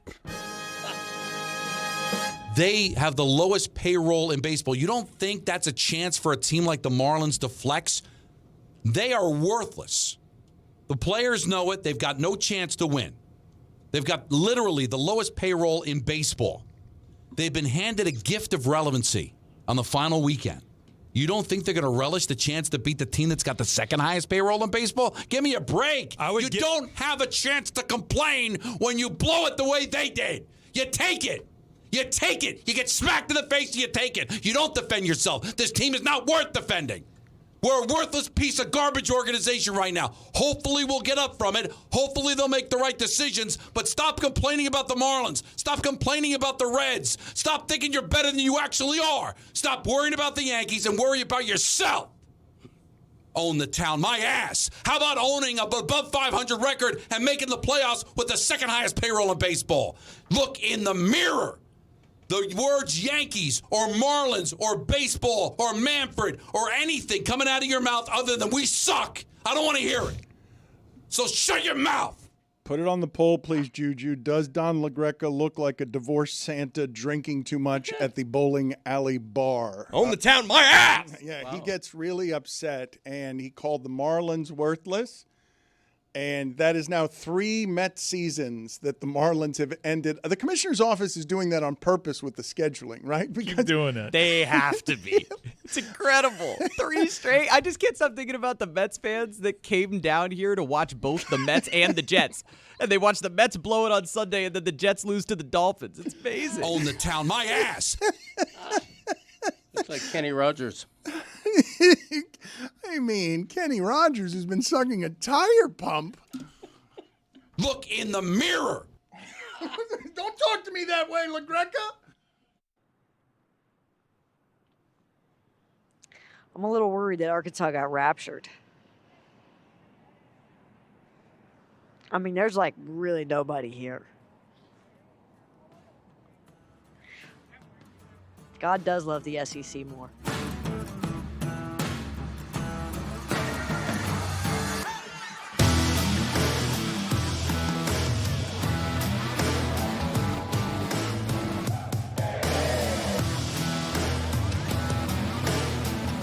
Hey Dan, it's me, Lucy, and we are here in beautiful Fayetteville, Arkansas. This is a lovely town.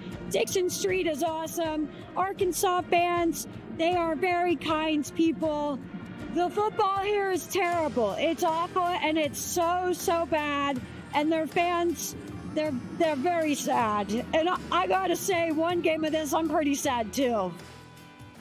How would you describe being an Arkansas fan? Disappointing. It's tough at times. Waking up on Saturdays to my dad screaming, yelling at the TV. We're the bottom pit of the SEC. Oh, heartbreaking at times. Well, most of the time, heartbreaking. We call them the Heartbreak Hogs for a reason. It's always a big disappointment, but it's still fun. We get our hopes up every year. Why does it never work out? I blame Bobby Petrino. It's all Bobby Petrino's fault. It's literally all Bobby Petrino's fault. Are you guys the unluckiest athletic department, athletics in all of college sports? Oh, hands down. Hands down. We're cursed. You know, they say you can have some good friends that'll leave you. You'll have some girls that'll leave you, but your team will never leave you. So they're always there. This team might actually leave you. Oh my God, Pork Chop. Sorry. He's talking to a kid now, but I would like to talk to him. Woo Pig, love you, buddy. What I'm gonna do is I'm just gonna hand you the mic because this is your segment. This is your moment. This really isn't even about I me. think you're right, yeah. We got a free people sign. The people want to hear from people. The Canes are like 4-0. The fans want to know what people has to say right now. So like, bring people back, please. Free people. I can tell you Billy's gonna hate this so much. I'm speaking for the fans here. Yeah, we you're want to know. We want to know where people's going. What he's thinking right you now. speak for the fans, I speak for Billy. Billy says no. If you guys got to pick Arkansas's head coach, who do you want and who do you think it'll be? I think John Gruden will be the coach of the Arkansas Razorbacks. John Gruden? What? John Gruden. Everyone is saying that. Everyone has given that answer. That's mental illness. Probably Nick Saban. Yeah, that would be my top choice too. You think he's coming back to go coach Arkansas specifically? Oh yeah. When I hit the Powerball and I just have unlimited amount of money, I'm gonna throw him probably about $150 million to come be our coach. I love that. All right, so everyone go buy lottery tickets and get Nick Saban down here to Fayetteville. I'm not a rookie here. I bought some college football tickets in my time, but I've already used code Dan. So here, Lucy. Use code Lucy? Lucy for $20 off your first order. Okay. Terms apply. So I used code Dan. Now this is great. Now I can actually use it again. I just got to get another fake burner email. But the heady play here is you get the wife to download Game Time and then use code Lucy if you've already used it. That's how we got $20 off, and here we are. So the vibes here, I got to be honest, they're off. People don't really seem to be drinking that much, which like is Arkansas, it's the SEC. I was not expecting that. Truly, this is like a defeated fan base, and it's honestly kind of sad. But I do love all the pig stuff. I think that's really cool. What was your reaction to your first time hearing them call the Hogs? Wild. My dad, when he came here for orientation, said he needed a few more drinks. Freaky in the best way. I've been trying to find out what actually Woo Pig Suey means. Suey is a hog call. So because Arkansas is a farming state, there are a lot of hogs here. By the way, wild boars, terrifying animals, and we're very scared of them. Yeah. So when you're at a farm and you need your hogs to come, and you go, Suey, Oh, Suey, really? Suey, Suey, Suey, and you get the hogs to come. Wait, let's do that again. Suey, Suey, Suey, Suey. Pigs. Will is potentially the biggest show fan we've ever met. So we would I'm going to be the nuttiest fan this week? we would like to declare you goodness. the Hampton Farms nuttiest fan. Nuttiest fan of the week. Wow. And we this is got a you major my honor. favorite flavor, which one is is it? spicy dill pickle. Pickle. I saw Yeah, him. I saw him eating this one. This is going to be a fan favorite, I think. That is the best one. Today's trip and today's Woo Pig Suey was brought to you by Hampton Farms. Get nutty with Hampton Farms, the official snack nut of the tailgate. Go Hogs.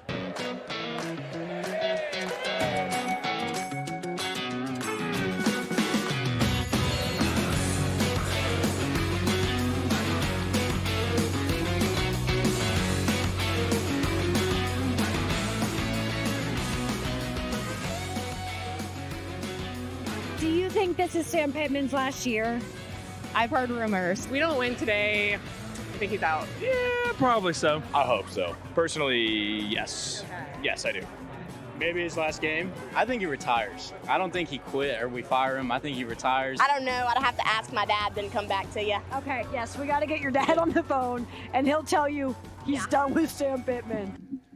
Notre Dame wiped the floor with Arkansas. You knew Arkansas was in big trouble when Notre Dame is doing 4th and 9 from its own 20-yard line, a double reverse fake punt with a pass from its own 20-yard line because they had no fear of anything Arkansas was doing. Lucy Rodine joins us now. How was the experience? You look beaten down from the experience. You look like a little sad while you're watching that video. Fayetteville, lovely. Like one of my favorite towns we've gone to. Dixon Street is really cool. The fans were really nice. But it was the first time, well, one, this is our first off-roading firing, so that's kind of a big deal for us. Congratulations, team. But this was the first time we went to a game where, like, it was just the fans were apathetic. They were there just to, like, be there, but clearly, like, the vibes are off. That's probably one of the worst defenses I've ever seen. It was just, like, all around. That's a fan base, too, that I think you need the context of, like, they have gone through hell and back in every single sport. Like, everything goes wrong for them in the most ridiculous way ever. So to break Arkansas fans, that has to be, like, rock bottom. And I was not expecting for them to fire Sam Pittman after this game just because he had a really weird contract. But I'm glad they're trying Bobby Petrino again. I'm sure that's going to work out really well. This allows us to put on the screen your Bobby Petrino costume and my Bobby Petrino costume. Do you want to talk some Bobby Petrino? Because it's just lovely that Bobby Petrino would be back after, ruining the entirety of his reputation and career while wrecking on a motorcycle. It's like, it's one of those things where, like I said earlier, things just go wrong for Arkansas. Everything is bad. And then occasionally you just look around and that's kind of your fault, right? Like, this is a choice you made. Like, you're going back to Bobby Petrino after everything that has happened is, like, the most Arkansas ever. And so he's interim coach right now. He has made it very clear that he's like, I want this full time. Like, this is where I want to be. I want to be the head coach of Arkansas again. And Arkansas, what was so fascinating about going to Fayetteville was seeing how much money there is in Northwest Arkansas. Like, that is a very, very wealthy area. And Arkansas is a school that should be like Texas Tech. They should be just like mopping it up in NIL with Walmart there, with Tyson Chicken there, with JB Hunt there. Like, they should be a very, very, like, wealthy athletics department, and it just isn't happening. So I don't know who they go out and hire. I don't know who they get for that job when the money isn't there, even though it should be. So it does feel like Bobby Petrino is the next head coach at Arkansas. And will it be good? Probably not. Will it be awesomely entertaining? Absolutely. Gruden would fit there. Vibes-wise, yes. He's got the calling the Hogs vibe, but it's just like, Arkansas, what are we doing? Like, what I think Arkansas should do is know that, okay, SEC-wise, you're kind of low. Maybe you could get some extra money. You were able to get the extra money to fire Sam Pittman. You got to try to find that next young guy. Like, you don't want to do what they're doing at UNC with Bill Belichick. You don't want to go back to Bobby Petrino. Like, you need to just go take a chance right now because, like, you have no other shot of succeeding. Lucy, how do you think the brass at Penn State feel about James Franklin? Let me give some of these numbers, by the way. James Franklin, 1-15 against top 5 opponents, 4-21 against top 10 opponents, 15-30 against top 25 opponents, 4-17 against Michigan and Ohio State. Yeah, so after that loss, me just in my like full sicko brain, I immediately went to watch his post-game press conference. I was like, I gotta watch this. And it was sad. Like, one of the things that I'll give James Franklin, he's very self-aware. Like, someone asked him a question of like, okay, so this ranked team thing, it keeps happening. You keep losing. And he's like, I understand that narrative. And at this point, it's not a narrative. It's factual. Like, it's right in front of you. If I'm a Penn State fan, I'm frustrated because this is the best roster that you have had in a long time. And the big thing with Penn State was, okay, we are going to go and do the one thing we're supposed to do. We're going to go to the portal and get wide receivers because that was the issue. And they did that. They got 3 really good wide receivers out of the portal. They went and spent all that money on Jim Knowles. Like, this was supposed to be the all or nothing year. And then you have James Franklin punting from the Oregon 36. You can't be all or nothing in the offseason. And then in game, James Franklin is like, let's just hope for the best. Like, it's clearly there's going to be an insane level of frustration, but I don't think they're going to move on from James Franklin because, like, who do you get? Like, he is such a good coach, except for in the game. Except for in the game. He just can't do that, which is, like, bad, but it's good. And so you're just, like, living your life as it is right now, where Penn State will win a lot of games this year. They are a very good football team, but you look at, like, what is happening with Oregon, and Dan Lanning lives his life. Like, I don't even know if they got a punter on that roster the way he's calling fourth downs. Like, Penn State needs a little bit of that. Like, they need some urgency. I just feel like James Franklin doesn't know what's going on during the game. Did you watch Dan Lanning immediately following the game? Is he okay? Yeah, there are rumors going around that I won't acknowledge. I have been to a Penn State whiteout game. That energy is insane, and I think he was just really, really hyped up on that energy and maybe not anything else. Yeah. I'm not going to make any assumptions. It was a whiteout for sure. It was a whiteout. It was definitely a whiteout. Rumors. It sounds like you guys just did the rumors. You no, just no, you don't do that. Oh, don't take it there, Dan. I mean, nobody. He did that a lot. Whisper it in Zaz's ear, and then he'll say it. Darren Waller's going to join us here in about 10 minutes, fresh off his first 2-touchdown game in 5 years. I think it's cocaine. The last time What? Whoa! The last time Darren Waller had 2 touchdowns was also against the Jets. He'll be joining us in a little bit. Let's get to LSU losing to Ole Miss. LSU. Billy hates priests. Wow, you turned on him finally. Whatever. I'm proud of you. God. Tired of this. Can't hold it in for that long. Whatever. What am I protecting him for anyway? You went to jail for him. What am I protecting him for? You're right. I spent my time thinking about what I did, and I realized, why am I protecting him? LSU cannot run the ball. Let's check in with Brian Kelly when he was all defensive about being asked about the fact that, among other things, his team can't run the ball. What are you seeing with your offense? Stop. Really? Is that the first question? We won the game 20-10. Try another question. What do you want me to tell you? I just laid it out for you. We played the game to win the game. We played the game to win the game. All right. How about third down then? What is going on with third down? It's one game. Last game, we were great on third down. You're looking at this from the wrong perspective. LSU won the football game. Won the game. I don't know what you want from me. What do you want? You want us to win 70-0 against Florida to keep you happy? No, I think people want to know why you can't run the ball, quite honestly. We can run the ball. Did you see the last play of the game? That's all you need. You just need one. There's ridiculous questions. And I'm getting tired of it. That football team just worked their tail off to get an SEC win, and you want to know what's wrong. You know what? You're spoiled. You're spoiled. This team is 17-1 at night. 17-1. Give them some respect. How about that? Give them some respect instead of micro-analyzing every little thing. This is ridiculous. For a group of seasoned reporters, that kind of question is so out of line. Was that Paul Kaharski? Was he badgering poor Brian Kelly? They can't run the ball, and Ole Miss dragged them, Lucy. Well, did you see that Mike Elko started his press conference off that way? He was like, do you guys want to talk about how we're not good at this? Like, he was clearly making fun of Brian Kelly, which I love Mike Elko. He's so fun. Yeah, they can't run the ball. They literally can't do it. And because they can't run the ball, Garrett Nussmeier is like lost in space. And so you have this offense that is so one-dimensional that it becomes like zero-dimensional. They can't do anything because like you're not afraid of LSU. It's weird because it's a complete reverse of like what we've seen in previous LSU Brian Kelly teams of like their defense is what's keeping them around. They're like really getting close to Iowa territory here of like no matter how good your defense is, if your offense cannot stay on the field, like your defense is going to get tired, and this is just going to be like the existence you live. Where I know Caden Durham didn't play this game, but like you have to be able to run the ball. They can't. Ole Miss, on the other hand, that is a good football team. What a problem to have where you go get this D2 transfer who has just like changed your entire world, and now Austin Simmons is just like, we got to stay with the hot hand, so it's going to be Trinidad Chambliss, and they are a really good football team. And with Georgia losing to Alabama this weekend, we don't really know like sort of what the SEC is looking like right now. There's no front runner. Ole Miss is in an amazing position. Like they were in such a good spot, which we did not see coming with how much that team lost from last season. Give me a better college football name than Trinidad Chambliss. Just one off the top of your head, just a name. Oh, shoot. There's a lot of good ones. I can't think of them right now. There's an all-name team that none of the names are coming back to me. ACC is blank.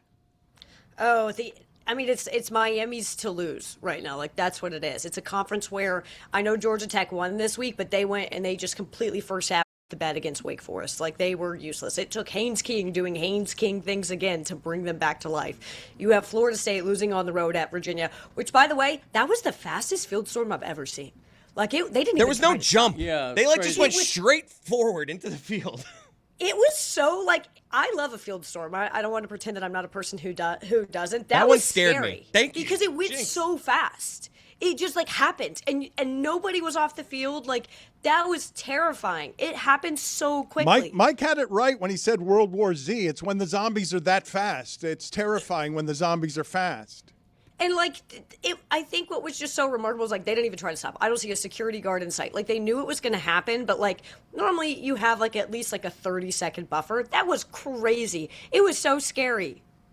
Joseph Manjack IV, a white wide receiver from TCU who doesn't wear gloves. No gloves.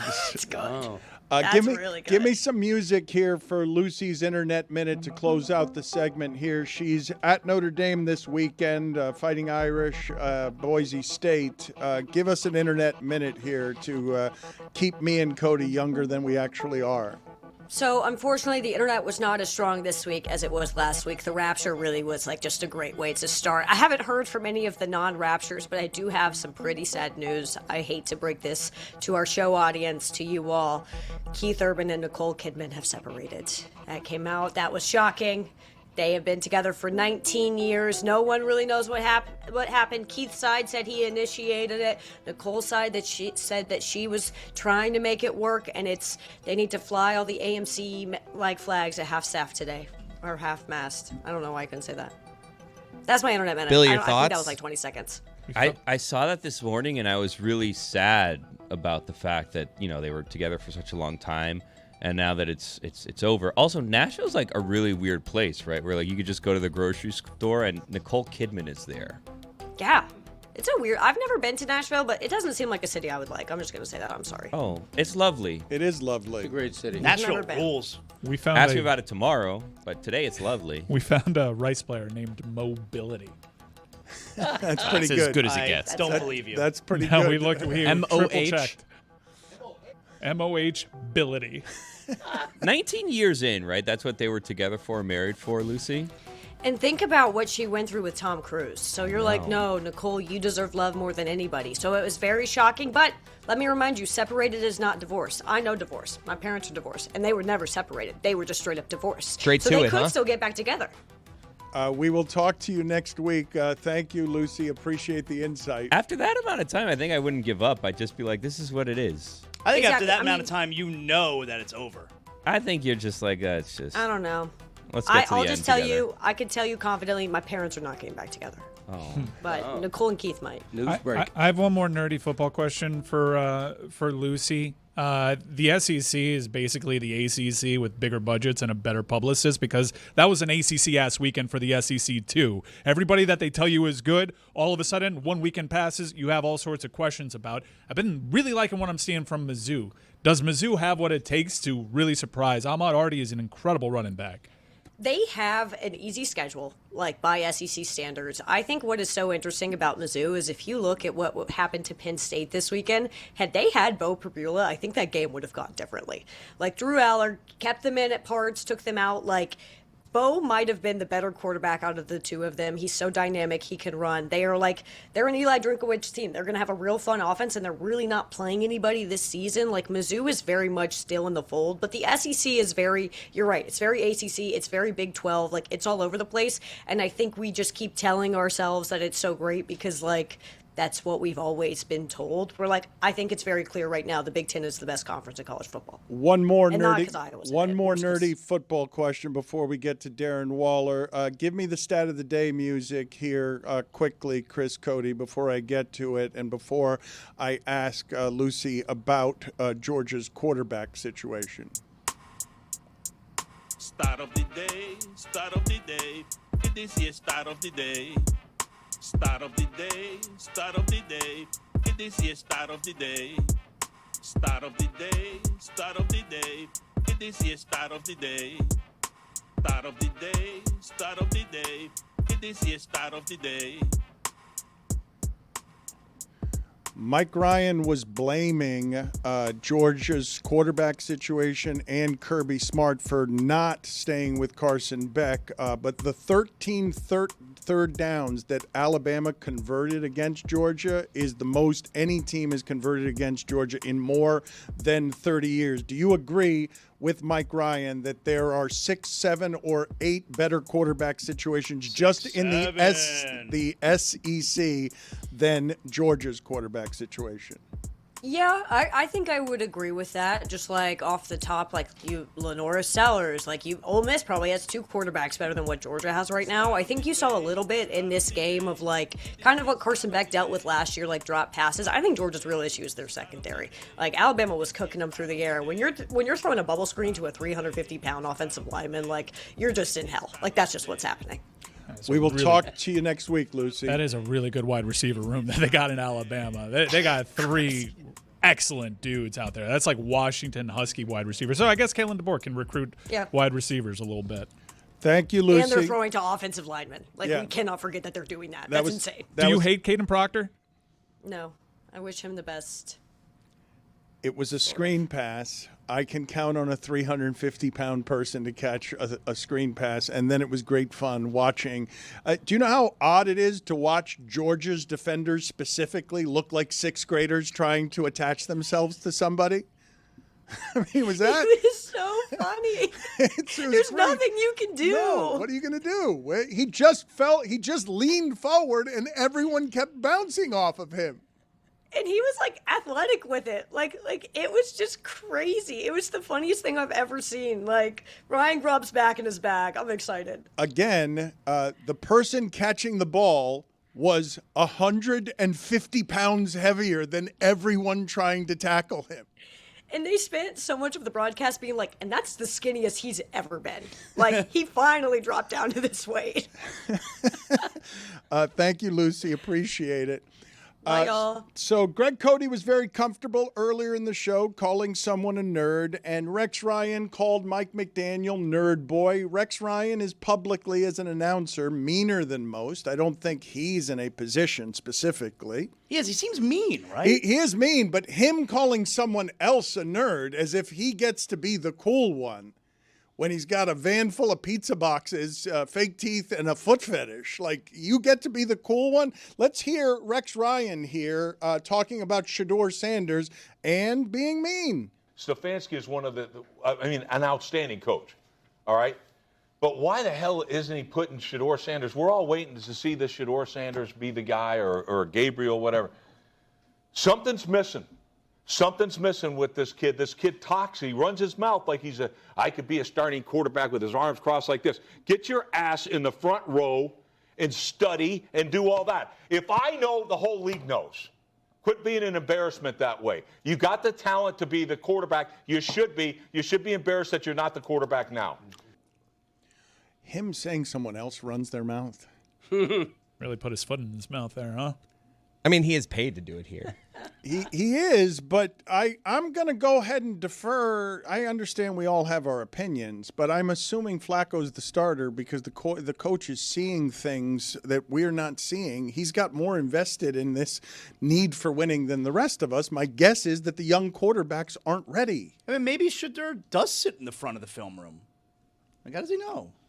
I mean, Diana Rossini's been on this show talking about why Shedeur Sanders is where he is on that depth chart. There's so many mistakes, so many things he did wrong in college that they're still trying to repair and get right. But I don't think it's a criticism to call somebody a nerd or nerdy.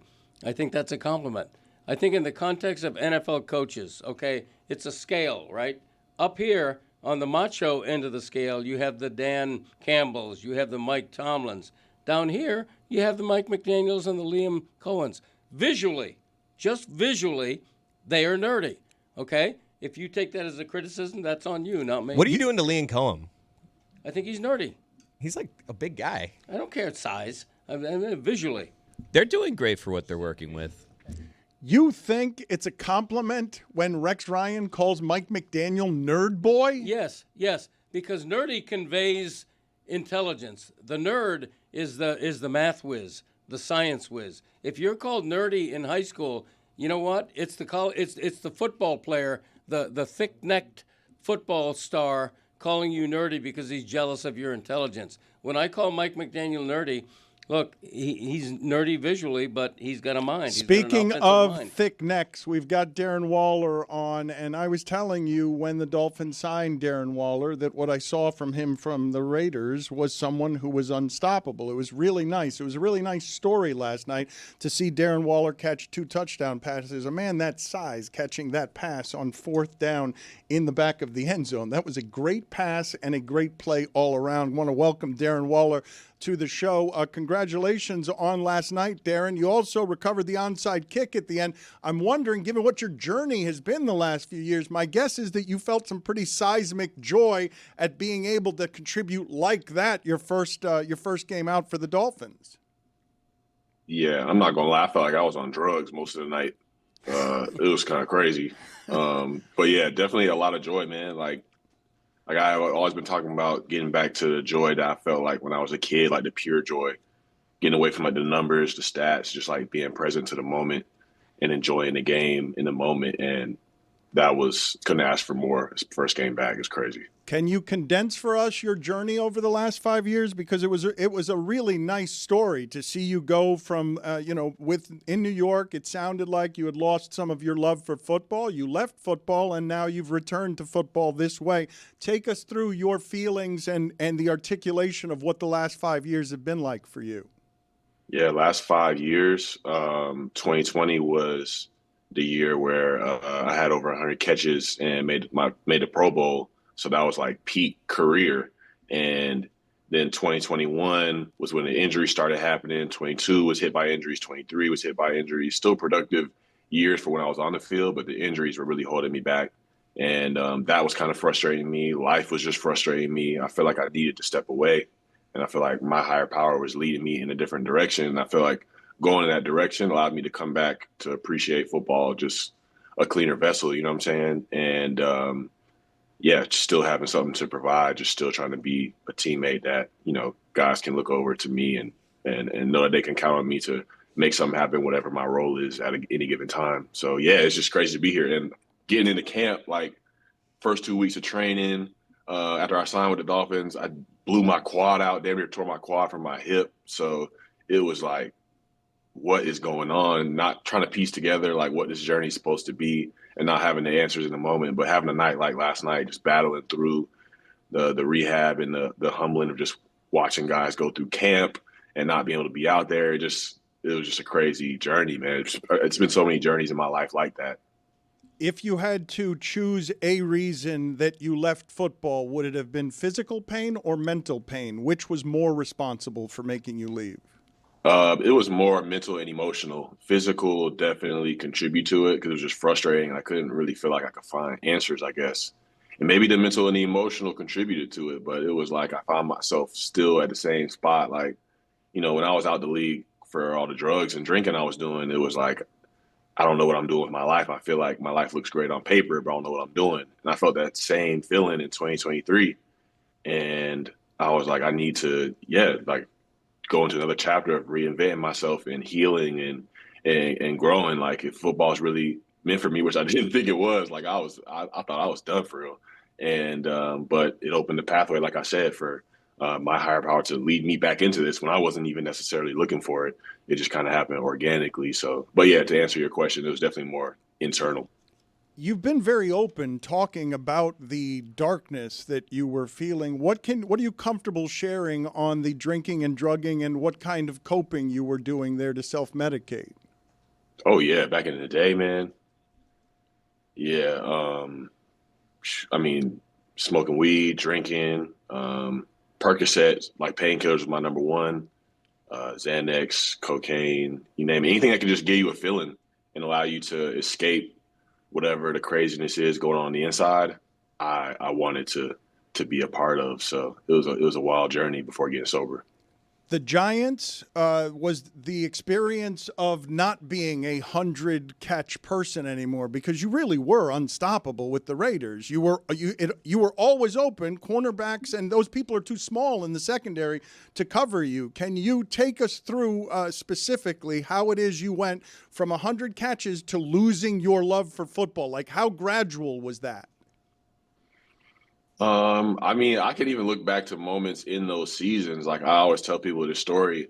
We played the Jets in 2020. I had a 200-yard game, and the first practice back out on the field on Wednesday, I'm like, damn, I can't drop this pass and routes on air when I literally just caught everything that was coming to me. So it's like there's always this internal doubt that I feel like I'm fighting every day, or like this fear that I got to show up and press up against and, just stand firm and be courageous. So yeah, it was just, I don't know, man. I feel like if I'm not right internally, mentally, and staying with the practices that helped me reinvent my life on multiple occasions, if I drift from those, whatever I'm doing, I'm probably going to lose joy. And I feel like I lost sight of a lot of what makes up my spiritual life and keeps me feeling alive every day in 2023. And I feel like I needed 2024 away from the game, and the journeys through 2025, especially through this recovering from this injury, was a major spiritual test for me as well, just humbling me in a lot of ways, just getting me back to ground level with how much I love football. So yeah, getting away from all the stats, like I said, and the accolades, and just being like, man, what was that joy I had when I was a kid connecting to football and just trying to stay in that mind state. Darren, you mentioned after the game last night that of all of the emotions you felt, one of them was a little bit of fear. Where does that fear come from?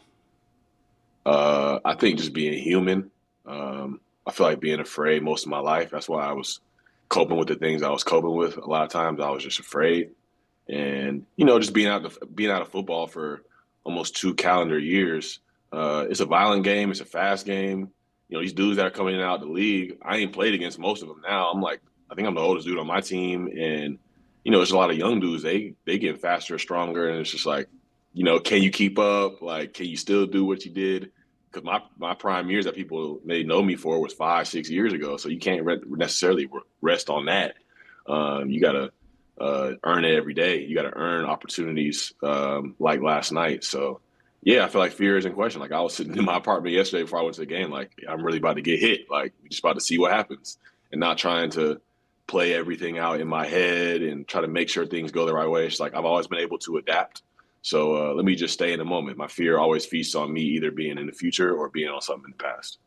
Darren, what do you make of playing for Mike McDaniel compared to your past coaches? Mike McDaniel is really kind of blown me away a lot because, we've kind of connected on like having similar journeys. I know he battled with alcohol a lot of his life and was able to find sobriety, and just seeing like the principles and the standard that he preaches every day. were the same principles and standards that helped me change my life and still, I think, help me find success in football too. Because people think like 100 catch guy, like I'm going into the league the year thinking I'm gonna get 100 catches. It's really not. Like I'm just maximizing the moment that's right in front of me. I can't control how many opportunities that necessarily may be. If it is 100, great. If it's 42, it's going to be the best 42 possible. And like staying present, like not even trying to go out there and say, I want to get certain level of results. You know, you think of like Bill Walsh too, like he's one of the greatest coaches of all time. And he had a book called The Scoreboard Takes Care of Itself. So it's just like letting go of results, being focused on the standard, the process about which you go and get those results. Is something that he stands on and preaches. And I'm like, I never thought I'd hear a coach preaching this over just like, we got to be better, get your ass going. Like, that's what I appreciate about him, and that he stands on that. So it's really been refreshing to be around him. Given what your journey's been, that first touchdown last night, give me one you've had in your career that felt as good as that one. Ooh, you might got me stumped there. A game that I feel like I held like in my memory, like when I'm done and looking back as like a grandfather or something one day, it would be, we played the Ravens on my birthday in 2021. That was like my first game against Baltimore. That was my former team. And I had a whole bunch of family there, and I had a touchdown in the fourth quarter. And really just that whole game was memorable. But yeah, that touchdown I don't think anything really compares to that for me. Did you need the humbling? Absolutely. I feel like I always need it. I feel like everybody needs it. People that go too long without it, I don't know, man. I can only speak for my own journey. I feel like I definitely need it because I can begin to rest on my laurels and think I got everything figured out when I'm up. And yeah, I feel like being humble gets me back to the things that really matter, that keep me grounded, whether the success is there or not.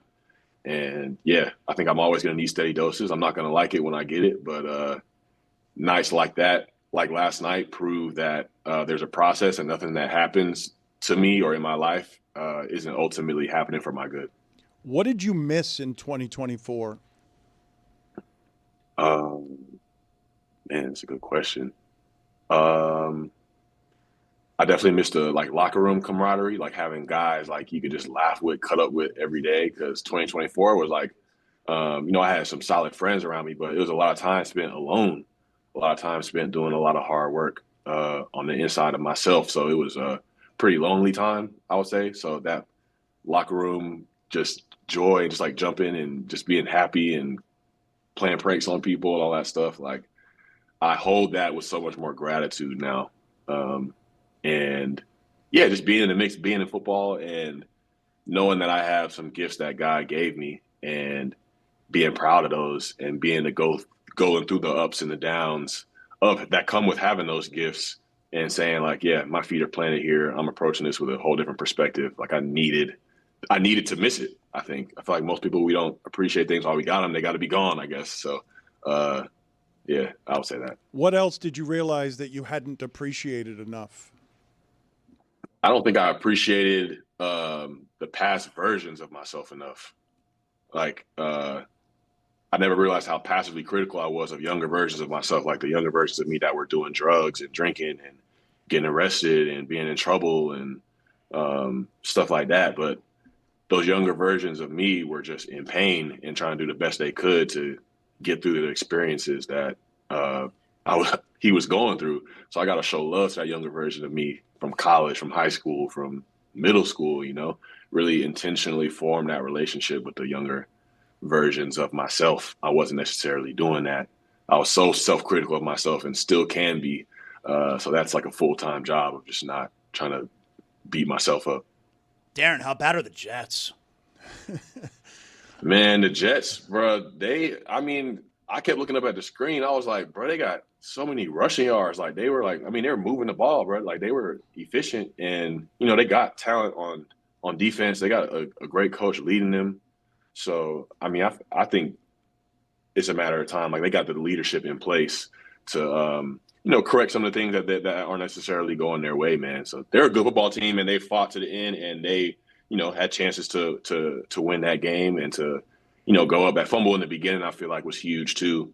because they were building a lot of momentum. Could have been a different game, but, man, it don't matter what happens, bro. I feel like teams can always respond to wherever they're at. Darren, congratulations. It was really nice seeing that. I was happy for you last night. Thank you, sir. Yes, sir. Appreciate you having me.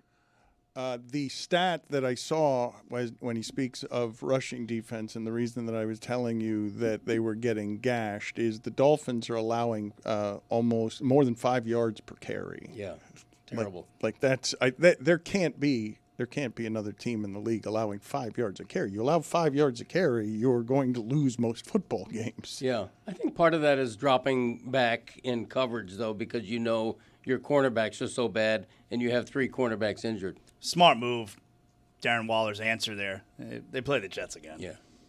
Yesterday, I advertised a Jeremy Taché live stream today in honor of the baseball playoffs. He has run off with an older woman and decided he's not going to do that. So we will get to his explanation in a second. Before we cover the baseball playoffs, I'm told that Mike Ryan is going to give baseball a shot today, that Jonathan Zaslow is going to declare whether something is a big game or not a big game today, even though I thought the playoffs were always big games. But Jonathan Zaslow is the judge of these things. And we've got Tony, who's out in the field, about to give us a top 5 on football. I wanted to give you guys a couple of statistics here. The 2 touchdowns Darren Waller scored in 34 minutes last night with the Dolphins represent what he did in 12 games with the Giants. 12 games with the Giants it took him to get the 2 touchdowns he had last night with the Dolphins. That was a big dub for you. I'm happy for you. That is a big win for Dan Le Batard, ball knower. I was a little off in my assessment of Darren Waller going into this season, and really through the first couple weeks of the season. I think it's important to point that out in case you guys. You were going to be gas bag of the week until Don LaGreca knocked you off. I'm sorry about that. You almost got that. Another stat, though, for you, Greg Cody. You were a little uneven today whether you were assessing that Tyreek Hill's injury was season-ending, and then you made it career-ending. It could be. I hope I'm wrong. By the end of the Rossini interview, I believe you killed Tyreek Hill. We've come quite a way. Right. I believe that it could be career-ending, and I sure hope. But I'm local wrong. hour, you said it could be season-ending. Possibly season-ending. So there's quite a variance there. Also, to clean something up, there are 3 teams that allow a higher rushing average per attempt to their opponents. It's Bears, Ravens, and Giants. Is that it? No, Bills. Bears, and Giants. Keep an eye on that Bills defense. Sneaky bad. They've been playing bad teams. I think they're Ed just Oliver has been out. That changes things. It really does. Their pass rush is good. I understand why it is people think that. They haven't beaten anybody. I should also mention none of Tyreek Hill's $36 million next year is guaranteed. So that's one of the reasons that he'll probably not be around. Oh, his Dolphin career feels through. And it's another thing beyond the humanity of it and seeing a leg, twisted that way. It's another reason it's disastrous. He did have trade value. Now he no longer has trade value. And he's a human, so it's horrible to see a human being go through that pain. That's what I said. He did say that on the front end, but you were just positively reinforcing. Ring of Honor for Tyreek Hill? Where? Kansas City, maybe. Before we get to baseball, however, and before we get to the Clippers, because they started talking yesterday and they shouldn't have, let's go out to Tony out in the field. I don't know where it is that Tony is. Where is Tony as we get to his top 5? I have not seen him. I've not been told anything here. I've been told that it's top 5 in the field, and they've concealed him from me, but they've said that he's sweating a great deal because it's hot out there, even though the mornings have been nice in South Florida the last couple of days. Nice little breeze. There's been a breeze because all it took was a couple of hurricanes forming right off the coast in order to get us a little bit of breeze. Tony, where are you joining us from? Welcome, Dan, to Doral. I know this is the first time you've probably ever been to Doral electronically, but we're at Doral Legacy Park. A beautiful day out today, and we're going to be trying to kick some field goals in between the top 5. So I'm very excited. This is a bit of a physical act, so we'll see. I actually lost one of the balls, kicked it over the net over there, so we have to actually go find that one. Or maybe I can expense it. You let me know. How many field goals are you going to kick after every one? How many field goals are you going to attempt? We started with 5, because I had the top 5, 1 kick for every bullet point. I lost 1, so now we have 4. So we got 4 kicks. This Tony Top 5 is presented by Smirnoff, the official vodka sponsor of the National Football League. Smirnoff, please drink responsibly. The Smirnoff Company, New York, New York, Cody, 40% alcohol by volume. Why are you laughing, Greg? What's it, because he's lost one of the footballs? Yeah, I am. Also, it doesn't look like he's trying a 50-yard field goal like Greg Cody did. How long of a field goal are you trying, Tony? Dan, right now I'm at 40 yards. We tried it from 35, and I kicked it over the net. So I'm at 40 right now. If you want, we can move back. At the last one, we can try a 50-yarder. But right now we're at 40. We're comfortable at 40. You're not getting help from Mother Nature. That looks windy out there. It's a bit of a wind. I'm gonna have to hit it with a bit of a draw. So that's what I'm practicing on right now. Before you guys, while you guys were talking to Darren Waller, great interview by the way. Let's have a bet here. How many? What's the over/under on field goals made? Billy, you're always a positive supporter of all things. Yeah, Tony. I think he can nail them all. I think 6 out of 5, if that's even possible. Greg, what would be your assessment? I only have 4 balls though. What are we betting? Over/under? He's going to kick 4 of them. Do you think he's going to make? What's the over/under on the bet? Half? Over/under is 1.5. I think he's going to make 2. Okay. I mean, some would say that he's kicking off a tee, and that's not exactly kicking field goals. You need someone to hold it. That's more of a kickoff. Some would say. A tee is an advantage. It feels a little bit negative what you're doing there. I didn't say it. Some would say that. Some would say he said. Yeah, maybe you. He doesn't have a holder. What were your thoughts on Priest earlier? Do we have OLIs here, Tony? We've got 2 OLIs, Dan. We'll run through them real quick to get to the top 5. Number 1 OLI. Don't be fooled by the mirage of the Chiefs offense. I'm going to lay that seed in the ground right now. Do not be fooled by the mirage. Okay, I think they took advantage of a bad Ravens defense. I don't know if we're going to see that output offensively throughout the season for the Chiefs. Maybe when Rashee Rice comes back, we'll see a little bit better. I think this is a bit of a mirage, though, Dan. It's more than that. That's the first time since the middle of 2023 that he's thrown 4 touchdowns in a game when we all expected him every game to throw 4 touchdowns in a game. That's how he got past Marino at such a young age. It is a mirage. Go ahead. What do you got? What's your other OLI? All right, my last OLI here. I'm going to toss to a video. J.K. Dobbins has become my new favorite player in the NFL. Roll the tape. Anunciaron que un latino va a cantar en el Super Bowl, Bad Bunny. Yeah, me gusta Bad Bunny. Okay, but what does it mean that a Spanish singer is going to sing in el Super Bowl? It means a lot. Solo escucho reggaeton y dembow y bachata. Así que me gusta mucho que Bad Bunny, a.k.a. Bonito. El bonito. El bonito. El conejo malo. El boricua. El boricua. Sí. Bueno. Me gusta mucho. That's awesome. I mean, Dan, what can you not love about J.K. Dobbins? Guys overcome 8,000 injuries and only listens to reggaeton, dembow, and bachata. Oye, primo mío, es el mío. Vamos. Mike, would you do me a favor, please? Rodriguez from Washington. Can you give me the nationality? Because whenever I've got in the backfield a Hispanic guy, I'm always surprised by it. I need to know the guy in Washington, Rodriguez, what is his nationality? Let's start with number 5, Tony. All right, number 5. Oh, hold on. Okay. Wow. Okay. This has never happened before. We What just had happened with somebody Fuentes? beam in. Yeah, I know. So this is very important. I just got a message. Joe Zagacki wanted me to say in the top 5, Cam Scatterbo plays football the right way. Excuse me. Why did Fuentes come into the screen? To whisper a joke to you as if he's not on camera? Joe Zagacki had mentioned to Fuentes to tell it to me, so that's how that worked. Why can't he get the ball that you lost? Because it's over the fence. You see the fence back there? About 45 yards away, Billy. I kicked it over that fence, so it's in the bushes in the house. We got to go find it. Chris Rodriguez is Puerto Rican, which to many in the audience, just to clarify, given the tweets around the halftime show, is also American. Boricua, stand up. All right, number 4, Dano. Seattle is a sneaky playoff team. I like what Seattle's doing, Dan. Best defense in the league right now, according to DVOA. McDonald's a defensive guru. They are good. Sam Darnold looking good in more ways than one. Nice body on the kid. Did we get a JSN number playing 5? excellent Did he do football number 5 or did he start with number 4? Number 5, Dan. No, number 5 was Cam Scatterbo plays the right way. Right way. Okay, my the bad. Fuentes note. Okay, that was Joe Fuentes. Zagacki's I got this input right. into the I'm top sorry. 5, I Dan. got distracted by Fuentes being out there. Are you going to now It's try? okay. Are you going to kick one now? You're going to try and kick this? Here we go. All I'm going to kick. Yeah, I'm going to kick this one right now. I'm going to give the mic to Fuentes, and I'm going to let it rip, okay? I can still hear you guys, so you can make fun of me. All right, let's see here. He's going to try this. This is... He didn't do the thing where you take like 3 steps back and to the left. He just stutter. Oh, that's wide That right. looks good. No, wide right. Wide right. Wow. Short, too. Short. You think? Yeah, that was short. It was short. Yeah, I bet looking good. he's wearing leggings though. How is your bet looking good? I mean, I picked 2, and he's already missed 1. You need he's him got to get 2 you of the need next him 3. to, yeah, You but need him to that's make not, 2. you needed him to make the first He's one. chasing the That distance doesn't look right good. now, though. I think he's going to get one. There's wind too.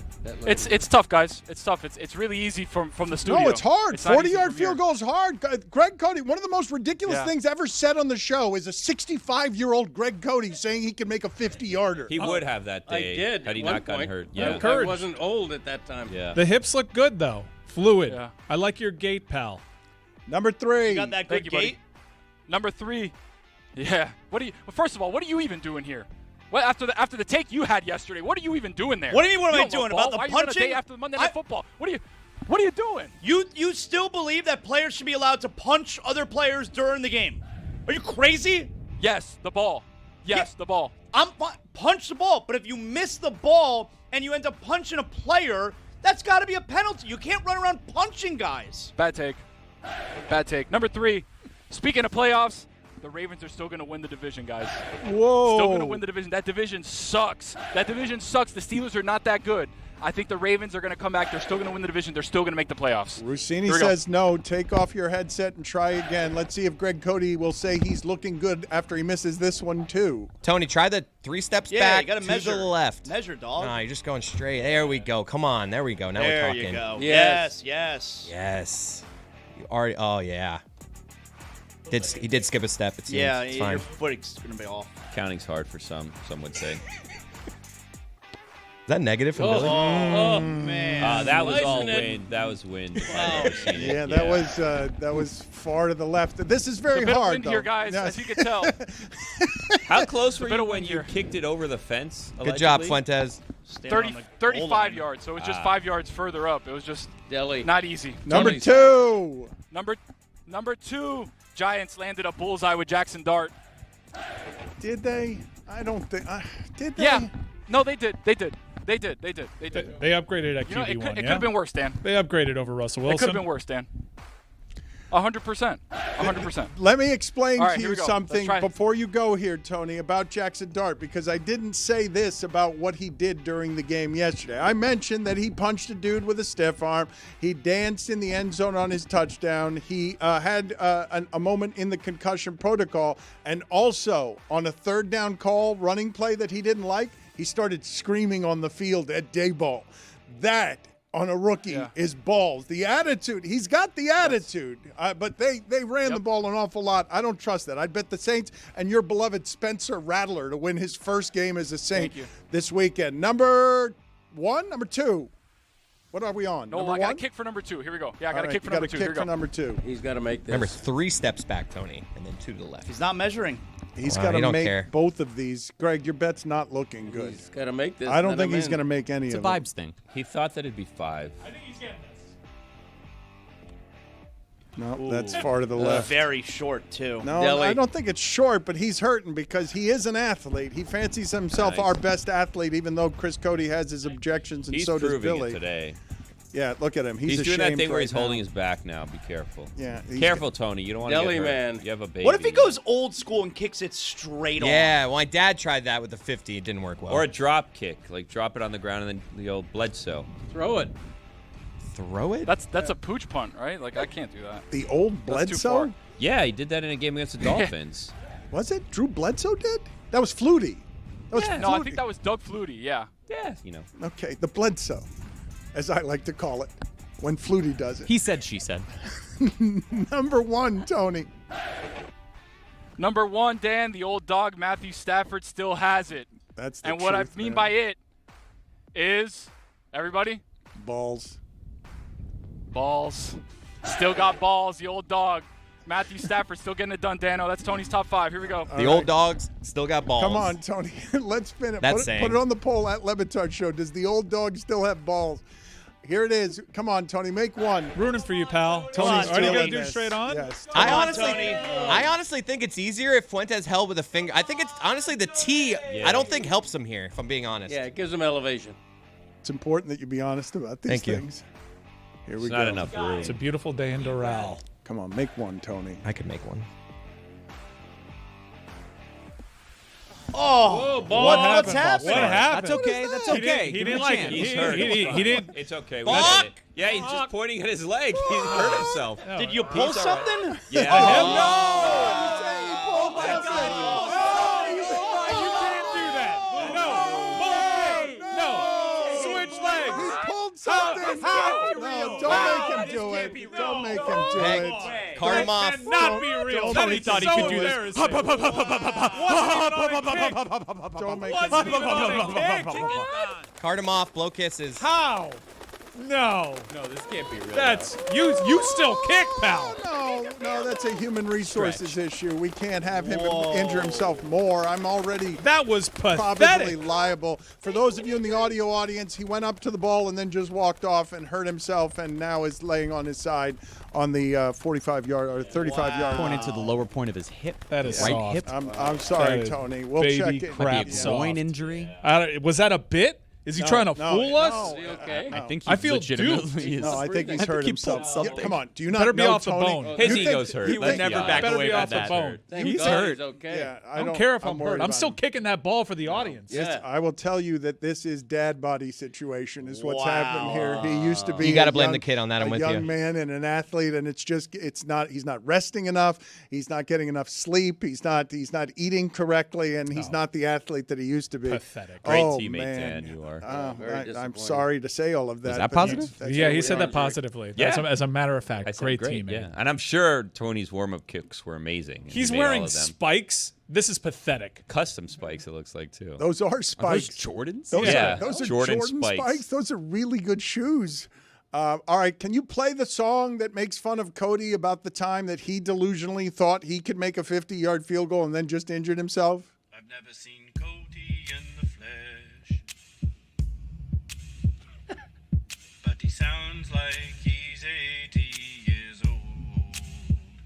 I know he's not proud of how he dresses, in an 80s shirt and a 70s haircut. But on the show he's like knuckleball, curveball, I can hit a home run. Kershaw, Verlander, don't matter who is throwing, I don't care. I'll hit them 400 feet in air. And then Great Cody's like, I can take D, Wade, and Bosch on the double team, find the open man, and even if they're guarding me, I don't care. I'm draining threes from everywhere, and I can kick field goals. Like my idol Fuad Revis, I'll hit from 50 yards at least. Even though I'm missing PATs, I'm good enough to place wagers. And win the money from Le Batard, and then I'll I think I just pulled my quad. Tony's legitimately hurt. I don't think he's faking any of that. No. Look, he's too proud. He's got that Cuban machismo pride. That's why you don't go up and miss the last attempt. Yeah, you take the last kick. No, if you're hurt. he doesn't. He's not a quitter. He looks great. He's still with us if you want to talk to him. Yeah. Tony, I'm worried about Guys. Yeah, no. On the last kick that obviously I pushed wide left, I felt a little bit of a click in my hip, and You tried to I was play like, all right, through. it's not a big deal. You tried to play through. I did. So the last one when I marked back, I was like, all right, I'm gonna have to give this one all I got, but my leg might go further than the ball, kind of situation. Like my leg might rip off from the hip Yeah. and like dangle off into the end zone. And as I was going for the approach, I felt the hip go. I don't think so, Bobby. And that's how I had to pull up.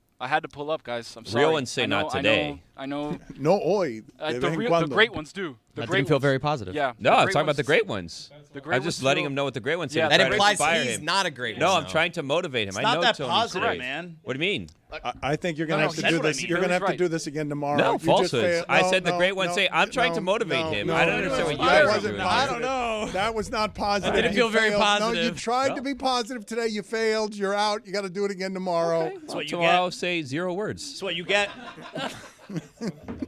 It's a Wild Billy Wednesday. Well, That's okay. you reap what you sow. You got to say something positive. You reap what you sow. There's consequences. You keep thinking they're not consequences to things. You didn't say something positive He kicked there. 3 balls out of 5 that he decided himself to kick for some reason. Here we go. Just rip off the mustache. Just let it go. Welcome back. Just What are you rip it talking off. about? Go kick the ball. Get up and kick the ball. What are you doing? Or have Fuentes kick the ball. Why do you have 15 people out there? Someone kick. We were promised 5 kicks. I knew Someone you couldn't- kick a ball. I knew you kick couldn't a ball. do it. I'm proud of Someone you. put the ball down and kick the ball. Man up. Who's Proud of there? you.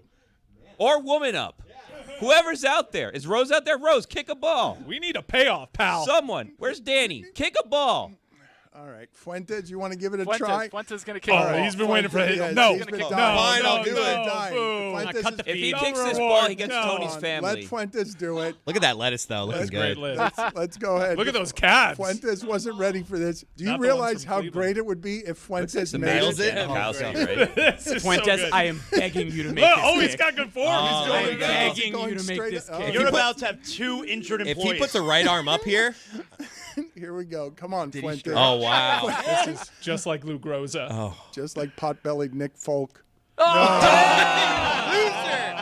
You loser. Great effort. Good Jelly job, boy. everyone. It's hard to do. Call it Belly Boy?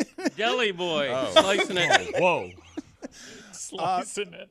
Jeremy, why did you make me a false advertiser? I said you were going to do a live stream. We were going to cover baseball correctly. We weren't going to have baseball totally segregated like we totally do around here too often. Why are you not now doing a live stream when we've got 4 playoff baseball games today? So I was going to do a live stream. We were trying to bring in different friends of the show to be a part of it. Started getting some wishy-washiness, and then I got a call from Jane Levy saying that unfortunately she couldn't make it. She was given tickets to the Yankees-Red Sox game in New York. And I said, oh, man, that's such a great decision. Obviously, go do that. Don't worry about the live Did stream. you say, oh, I wish I could go? No, but she did then say, well, that's part of the reason I'm calling you. I have an extra ticket. Would you like to go? And I said, are you serious? And she said, it would have been great if she's like, yes. I'm just messing with you. I'm not taking you. So I'm about to head out of here, and I bought a last-second flight This to New is York, and I'm going to adorable. go to the Yankees-Red Sox game with my new best friend, Jane Levy. I love that for you. I'm so excited. Zaz. Did you she ask- is so wonderful. He's got to put out right. That's a big first date. It really is. Pressure's on. How bad do you want these tickets, pal? Yeah. I already have the tickets. It's the implication, though. No, we're just best friends. I don't. That's how it starts. Yeah. This is the best relationships start as friendships, right? It's true. Yeah. I met my wife when I was 12. There you go. How old is she? 16. Really? That's what's up, right? Wow. When did you guys start dating? When I was a little bit older. How much old older? was she? Don't pin him down on this one. He's Well, not it's the here to same be age deposed. difference, 4 years. And how old was she when you started dating? In her 20s. And how old were you? Yeah. This is 4 years less. 14. Oh boy. All right. Everybody just pipe down. That's what's up. I'm proud of you. Thanks. It's good stuff. Anyway, I'm going to have a great time at this Yankees game. Go to Yankees-Red Sox in the playoffs. It's a Which state were you in? Florida. A state of bliss. Big Big game. do you want me to do the baseball live stream? I can do that. Who's playing? Big game. Want to wait first pitch, right? We got Guards, Tigers. Yeah, Scooble on the mound. All right, I'll do it. I can baseball this thing up. Who wants me? Who needs me? Big game or not a big game. It is time for some new imaging that we have around here. This is part of Zaslow's legacy here. He has been doing this in the South Florida market for a very long time. Zaslow 2.0, you guys have made it skyrocket up the charts, as you always do when we tell you to support something. So his own podcast, mostly local, but not all local. If you're more interested in Miami sports and if you're more interested in him crushing the Dolphins, Zaslow 2.0 Zaslow is, Show 2.0. Sorry, Zaslow Show 2.0 is where you go. Are you ready for big game? Not a big game. What are we doing this on, Zaslow? Are we doing it on each game? Are we doing it on just today? Because I assume Dan, all baseball playoff games, wild card or not, are big games. Dan, we're dealing with what's in front of us. We have 4 Major League Baseball wild card games. Howdy, folks. Welcome to Big Game or Not a Big Game with Jonathan Zaslow. First up here, Dan, 1 o'clock on ESPN. The Detroit Tigers at the Cleveland Guardians. Game 1 American League wild card. Now the Tigers, Dan, they have a starting catcher called Dylan Dingler. You know that fool? I'm writing this down. It'll be hugely helpful for my live stream at 1:08. The Guardians, they have Jean-Kenzie Noel. He might not start for Cleveland. He might only be hitting 162, but his nickname is Big Christmas. That's right. Don't be surprised if he hits a big home run today, or if he has a big series overall. Tigers, Guardians, game 1. That's a big game. Big game. Ooh. That's a big game. I will be surprised if he hits a home run. Isn't Skubal pitching today? Skubal is on the mound. That's going to be really interesting. He's got a .68 ERA against the Guardians this year, but third straight start against him in about a week and a half. I'm sorry. Say that for your You made your choice. Yeah, exactly right.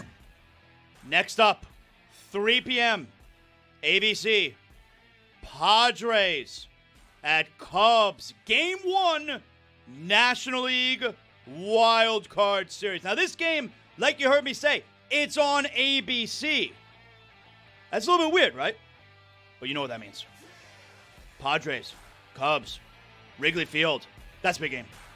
Big game. Can you name some players for me? I'm just trying to follow. Is that Tatis still around? Andre Dawson. Big game. Sean Dunston. Big game. Mark Grace. Big game. Next up. Tatis does lead off for the Padres.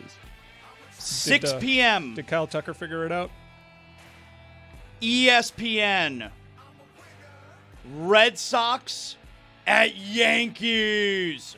Game 1, American League wild card. Both starting pitchers have a last name that's a verb, Dan. You got Garrett Crochet and Max Fried. That's right. Those are verbs. Very important grammatically in the English language. Now, these two teams, they hate each other. You know about pesky pole, Dan? I do. It doesn't matter because the game is in Yankee Stadium. Red Sox at Yankees. Game 1. Obviously. That's a big game. Yeah. Big game. I'll be there. I go. Big game. Where are you sitting? Did you ask her where you're sitting? I got really good seats. That would have been a funny follow-up. Like, where are the seats? What are you guys wearing? Like, what do you wear to this? I'm just going to wear a T-shirt and jeans. Oh. Thanks for asking. Okay. Are you coming up with a list of, like, conversation pieces? You don't want any, like, downtime, you know? Bottle of wine for her parents, maybe? You're going to want to wear some sweatpants if you catch my drift. I'll have her back home before curfew. Good Lord. I got one more for you ass here, Dan. 9 p.m. ESPN. Reds at Dodgers. Now, the Reds, they kind of stink. They got in because the Marlins beat the Mets. The Marlins did them a solid. The Dodgers, they shouldn't stink. You would think the Dodgers, with their payroll, would have had a bye. But, nonetheless, here they are. If they lose in the wild card series, the Reds, Reds, Dodgers. Game 1. That's not a big game. It's not a big game. Whoa! That's not a big game. That's not a big game. Whoa! Nope. Dodgers are going to smoke them. Reds don't belong. Not a big game. Not a big game. Okay. Big surprise there at the end. I thought all playoff games were big games. You didn't know that I was going to say that. A real surprise there. Put it on the poll at LeBatardShow. Aren't all playoff games big games? I want to get to some of the Clippers' reaction here from Media Day to all of Pablo Torre's reporting. But first, we've got Ray Hudson's call of the day. Ray Hudson. Ray Hudson. Ray Hudson. Ray Hudson. Ray Hudson. Ray Hudson. Ray Hudson call of the day. Ray Hudson. Ray Hudson. Ray Hudson call of the day. Ray Hudson. Ray Hudson. Ray Hudson call of the day. Ray Hudson. Ray Hudson. Ray Hudson call of the day. Ray Hudson. Ray Hudson. Ray Hudson. Ray Hudson. Ray Hudson. Ray Hudson. Ray Hudson. Hudson, Ray Hudson, Ray Hudson, Ray Hudson, Ray Hudson. This is what Dan wanted. This is what Dan wanted. He wanted a call of the day. He wanted Ray Hudson call of the day. What? Ray Hudson, Ray Hudson, Ray Hudson, Ray Hudson, Ray Hudson. Ray Hudson call of the day.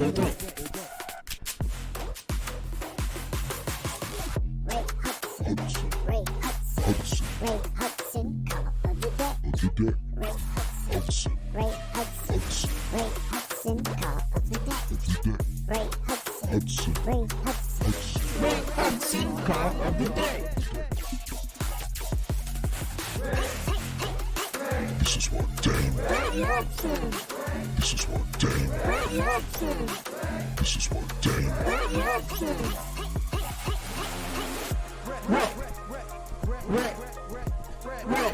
This is what Dan wanted. This is what Dan wanted. This is what Dan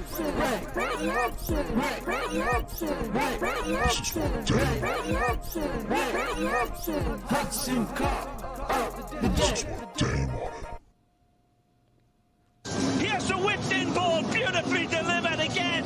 They think they've cleared it. They think wrong. Mickey onto it like Dracula onto a plate of liver.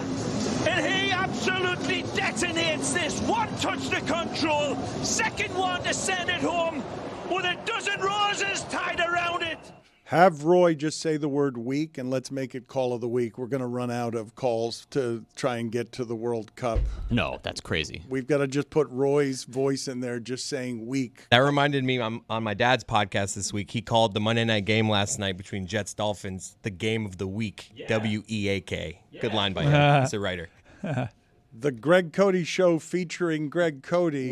What's on there? What are you doing with the Greg Cody Show featuring Greg Cody? We actually have a guy you may remember. He used to be on this show. Stugotz is with us on nice the Greg Cody Show. That's a good guess. How's he doing? We had some fun. He's good pull. He's good. Of course, we ask him all the questions you'd think we would ask him, and so you got to listen to that. Christopher interviews me and got some information out of me that I barely remembered, such as starting a field on fire to the point where the fire department had to be called. Here, I have this story, actually. I was very young at the time. Let's let the audience listen to this. I think we actually once started a field on fire. It was the summer, and everything was, lightable. Everything was going to light, and we lit a fire in a field. No structures were damaged. Nobody was hurt. I mean, it obviously stopped. Well, we took off and watched it from a distance. I think you're like, fire I think it went out. did come.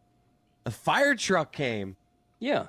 Wow, that's intense. And you guys didn't get in trouble? No, because nobody ever knew. I mean, I don't mean to imply that there was a big bonfire covering a whole block. I mean, it was probably put out, within 15, 20 minutes. As a kid, Greg and his friends starting a fire in a field. Yeah. Well, he asked me if I had gotten into any trouble. I didn't really get in trouble, but that was a mischievous kind of thing to do. You said you also stole gum from who stores? didn't? I never did that. I mean, who didn't? People who don't steal didn't. You go in a store, you put a pack of Juicy Fruit in your pocket. Come on. I mean, I was like 6 years old, 7 years old. So this started at a really young age for you. Well, it didn't continue, but it started, yeah. When you met your wife, Zaz. So that's what I was just going to say. That's when you started dating your wife. That's what's up. That's what's up. Greg Cody Show featuring Greg Cody. Check out Greg Cody's show. That's a good guess. Stugotz is going to be there with Greg Cody.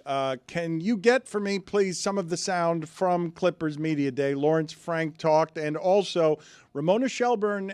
Was this a back and forth with Kawhi Leonard? Because Ramona was asking difficult questions at Media Day, and I have noticed, and surely the audience that is making Pablo's numbers explode because Pablo's the only one with good information here, the audience has noticed that no one is covering this well because they can't. I don't even blame the media. I'm not even saying that this is about partnerships or compromised conflicts.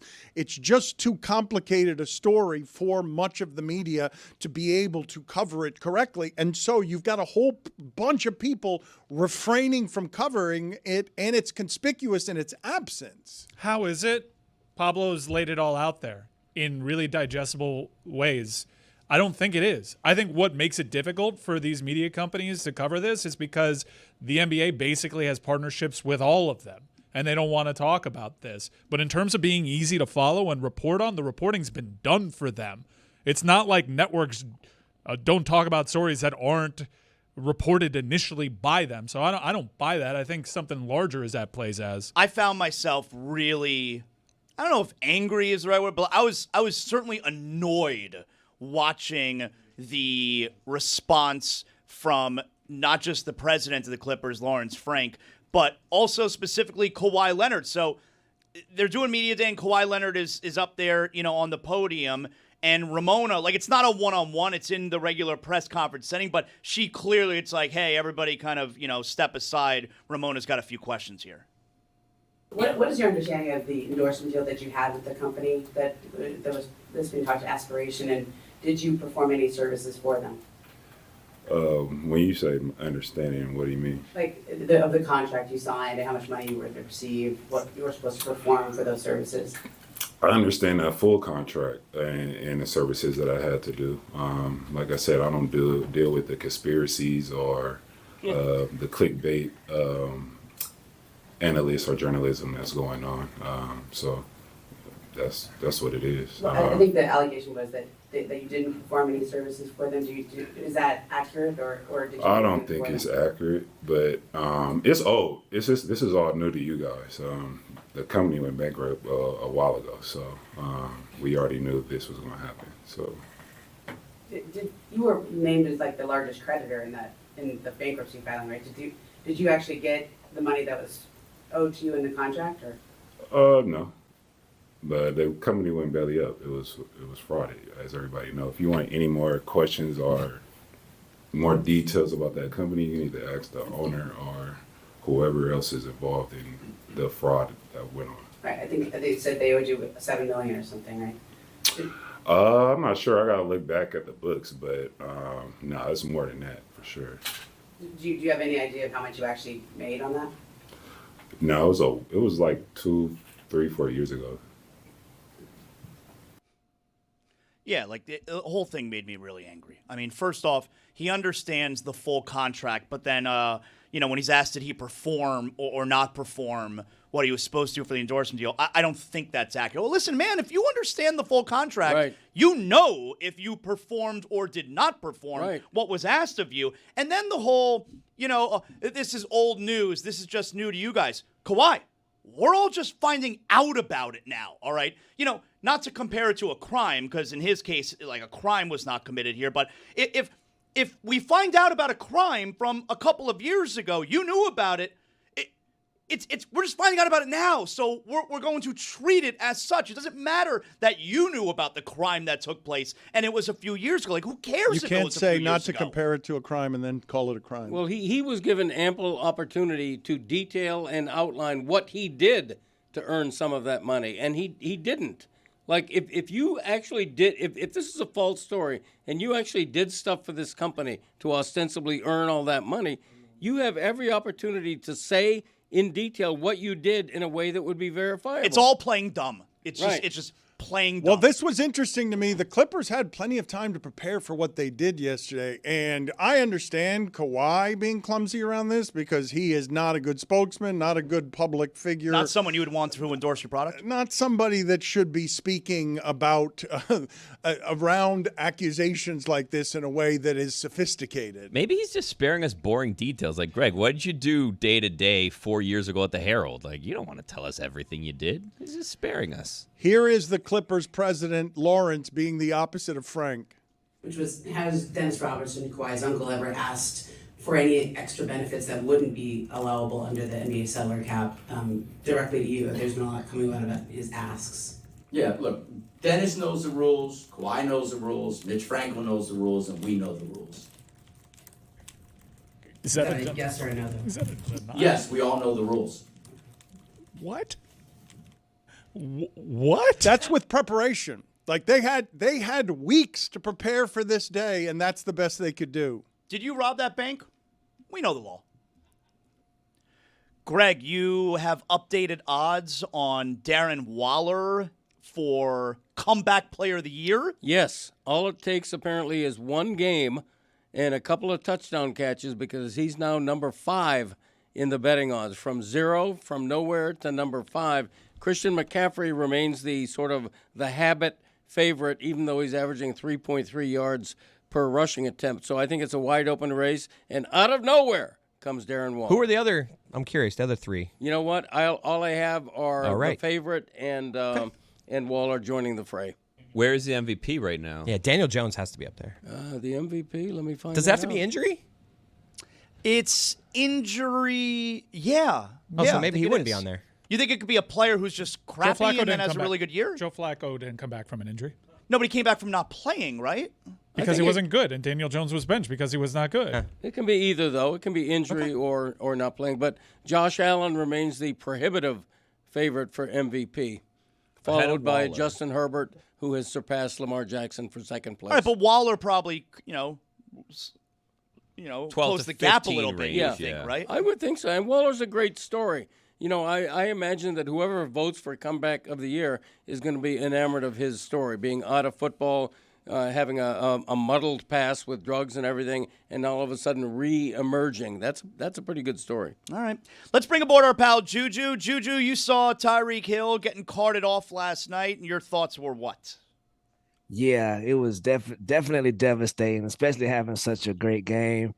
I think it's the less than 0% chance or more than 0% chance that you guys may have it wrong when it comes to him getting carted off. In my opinion, the brother was clearly in shock. Like, his knee just went the wrong way. His career is potentially over. And y'all think he's happy and clapping because he don't get to play for the damn Dolphins no more? I think that's just an example of how selfish fans don't put this. Look, please take this picture down. I'm gonna get to that a little later. The fine's coming for that, but I'm 100% guarantee you that he was trying to put on the front. Like, shoot, my knee just went the wrong way. I don't know if I'm gonna ever get this microphone again. Like Buddy say, I think he was putting on the front and just trying to hype people up because his career, this is career damaging. This is damaging his money.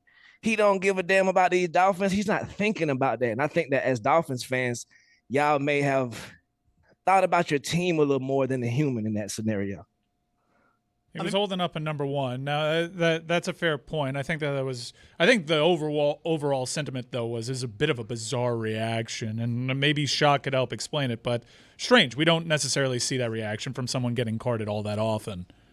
Yeah, I wanted to bring up a picture of Kyle Long getting carted off with a terrible ankle injury. Like, he was hyping up the crowd. Yeah, okay. I'm pretty sure he was doing more than putting up number 1s right there. Cool. You feel me? That's 2. And then Earl Thomas shooting birds when he got hurt. That's and then not joy. Damar Hamlin. But I'm saying he was of sound mind. That's a great picture. You feel me? Like, and then think That was when directed Damar at Hamlin. the opposing sideline. I want right? to know what the context is. I think I remember that he was flashing at the opposing side. He's on the opposing sideline. The opposing sideline's in his back. Yeah, I remember that. He was upset. My man was upset. Yeah, and as well, Damar Hamlin, when he woke up in the hospital, his famous first words was, "Did we win?" There you go. Brothers, I like, bro, and I don't mean to bring this up too much, but I done been hurt a lot of times in my life back in the day when I got stabbed. I was stabbed in the club, and I'm outside the club with my arm just going bleeding, and I'm just sitting here laughing like, boy, I can't believe this happened. What's up, bro? Yeah, I'm gonna be all right. So I feel like shock makes people do crazy things. I'm not saying you guys are wrong, but I'm just saying there's a different side to look at that. Juju, look at this jersey that I'm wearing. Look at this Dolphin jersey. How much better is this than the one they wore last night?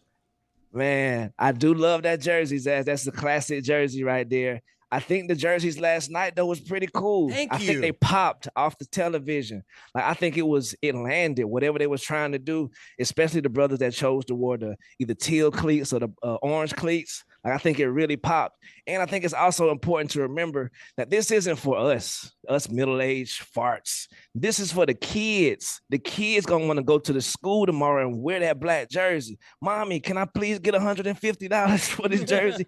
That's who it's for. So even though you're right, your jersey is classic and the old ones are very good, I think those new ones still have a place in this 2025 This world. show is the only place I've heard negative about these jerseys. Like those jerseys are awesome. It's an honest show. There's no lineage in those Yeah, jerseys. that's all. There's no lineage to Dolphins history. Other than their colors that are clearly in it with the colors black. on the logo, like it's Other an than- alt. Other than the splash, it's a black jersey with a splash dark of aqua gray. in Yeah, it. it's actually like a blue, I think, like a dark blue. That's what they keep telling us. I see black. Yeah, but dark blue is not a Dolphin color. Also, speaking of the good old days, I did agree with you, Greg, but I looked it up a little bit, and the military and the Minecraft video games are the only people that wore turtle shell helmets. What about But tortoise? salute. What about tortoise shell? Oh, touche. You got me there. Juju, who you got? Liam Cohen or Robert Saleh? See, that's another interesting one because I've been in the hood a lot of my life and I saw the biggest, baddest man barking up and down the side of the street get knocked the F out by this little brother who he was trying.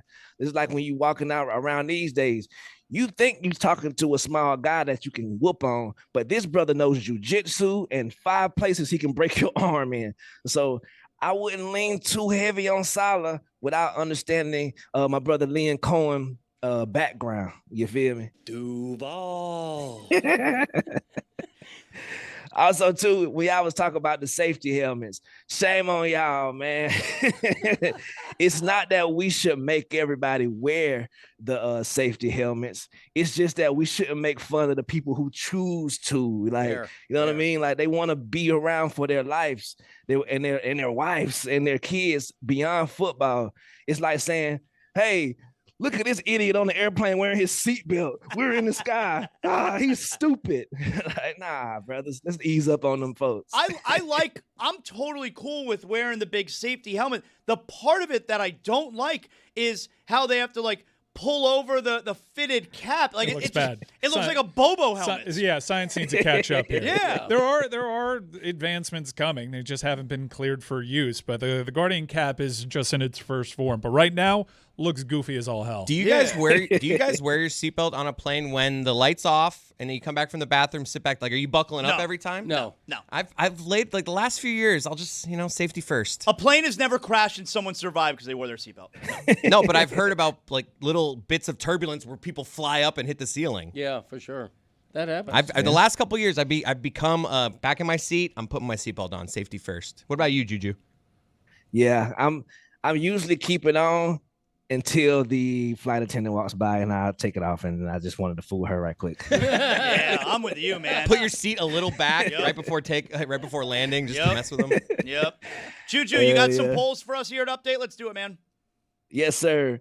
And while I find the polls, something I didn't get to yesterday, salute to the ACC. I don't think we talked about it yet, but them allowing us in on the referee to Stugotz conversation, it is brilliant. And I think that, yes, sir, bro. It's so good. Everybody should take heed. Dude, at the Virginia FSU game, they nailed it. They made all the right calls, but there was one time I'm like, no, it's not third down. It's not third down. It's fourth down. Someone tell them it's fourth down. And then they were like, oh, no, it's fourth down. But I do like that. But there is going to be a really embarrassing moment while you see it. You're going to have people melting down on social media because they're botching it. But I like Has it the sounded insight. like an elevator? I haven't heard this yet. Does it feel like an elevator, or is it just like a couple guys on their couch? It's good, and they're quick with it. Like it's really good. I do think that Jim Phillips is getting a lot of credit here when the CFL does this, but you know what? That's fine. There's no other big conferences are doing this, and I'm appreciating the insight. Yeah, hell yeah, man. Were football helmets once made of turtle shells? 54% of the audience says no, they weren't, Greg. Sorry. Very close race, though. Very close. Would you be disgusted by the smell of broccoli at 5 a.m.? Yeah, it's too strong that early in the morning. Right. 77% of the audience says yes, they would be. Yeah. Are the Philadelphia Eagles the couple that likes to fight in order to have great sex? Yeah. 94% of the audience says yes, they are. Yeah. 4-0 right now. Also, too, before we get to this last couple polls, for Dan putting up that Tyreek knee situation, I think it's time to get his fines in order because he was very adamant about getting that picture. And so I want to put this out to the audience. I'm going to put this poll up. What should Dan's punishment be for leaving that picture up for umpteen seconds? Wear a wig all show, put his hand in some mayonnaise all show, wear a tank top all show, or full Halloween costume. Oh, no. We'll put that up in the He would love that one. He would love that third one. Yeah, no full tank costume. Does the old dog still have balls? 76% of the audience says yes, it does. Damn right. Yep. Damn right. And last poll, are all playoff games big games? No. I love y'all so much because y'all boys don't even try to fake it no more. WNBA playoffs been going on this whole time. Y'all don't give a damn. Baseball is here. 83% of the audience says yes. Every playoff game is a big game, and those are your polls. Good job, Juju. Thank y'all, man. Great show.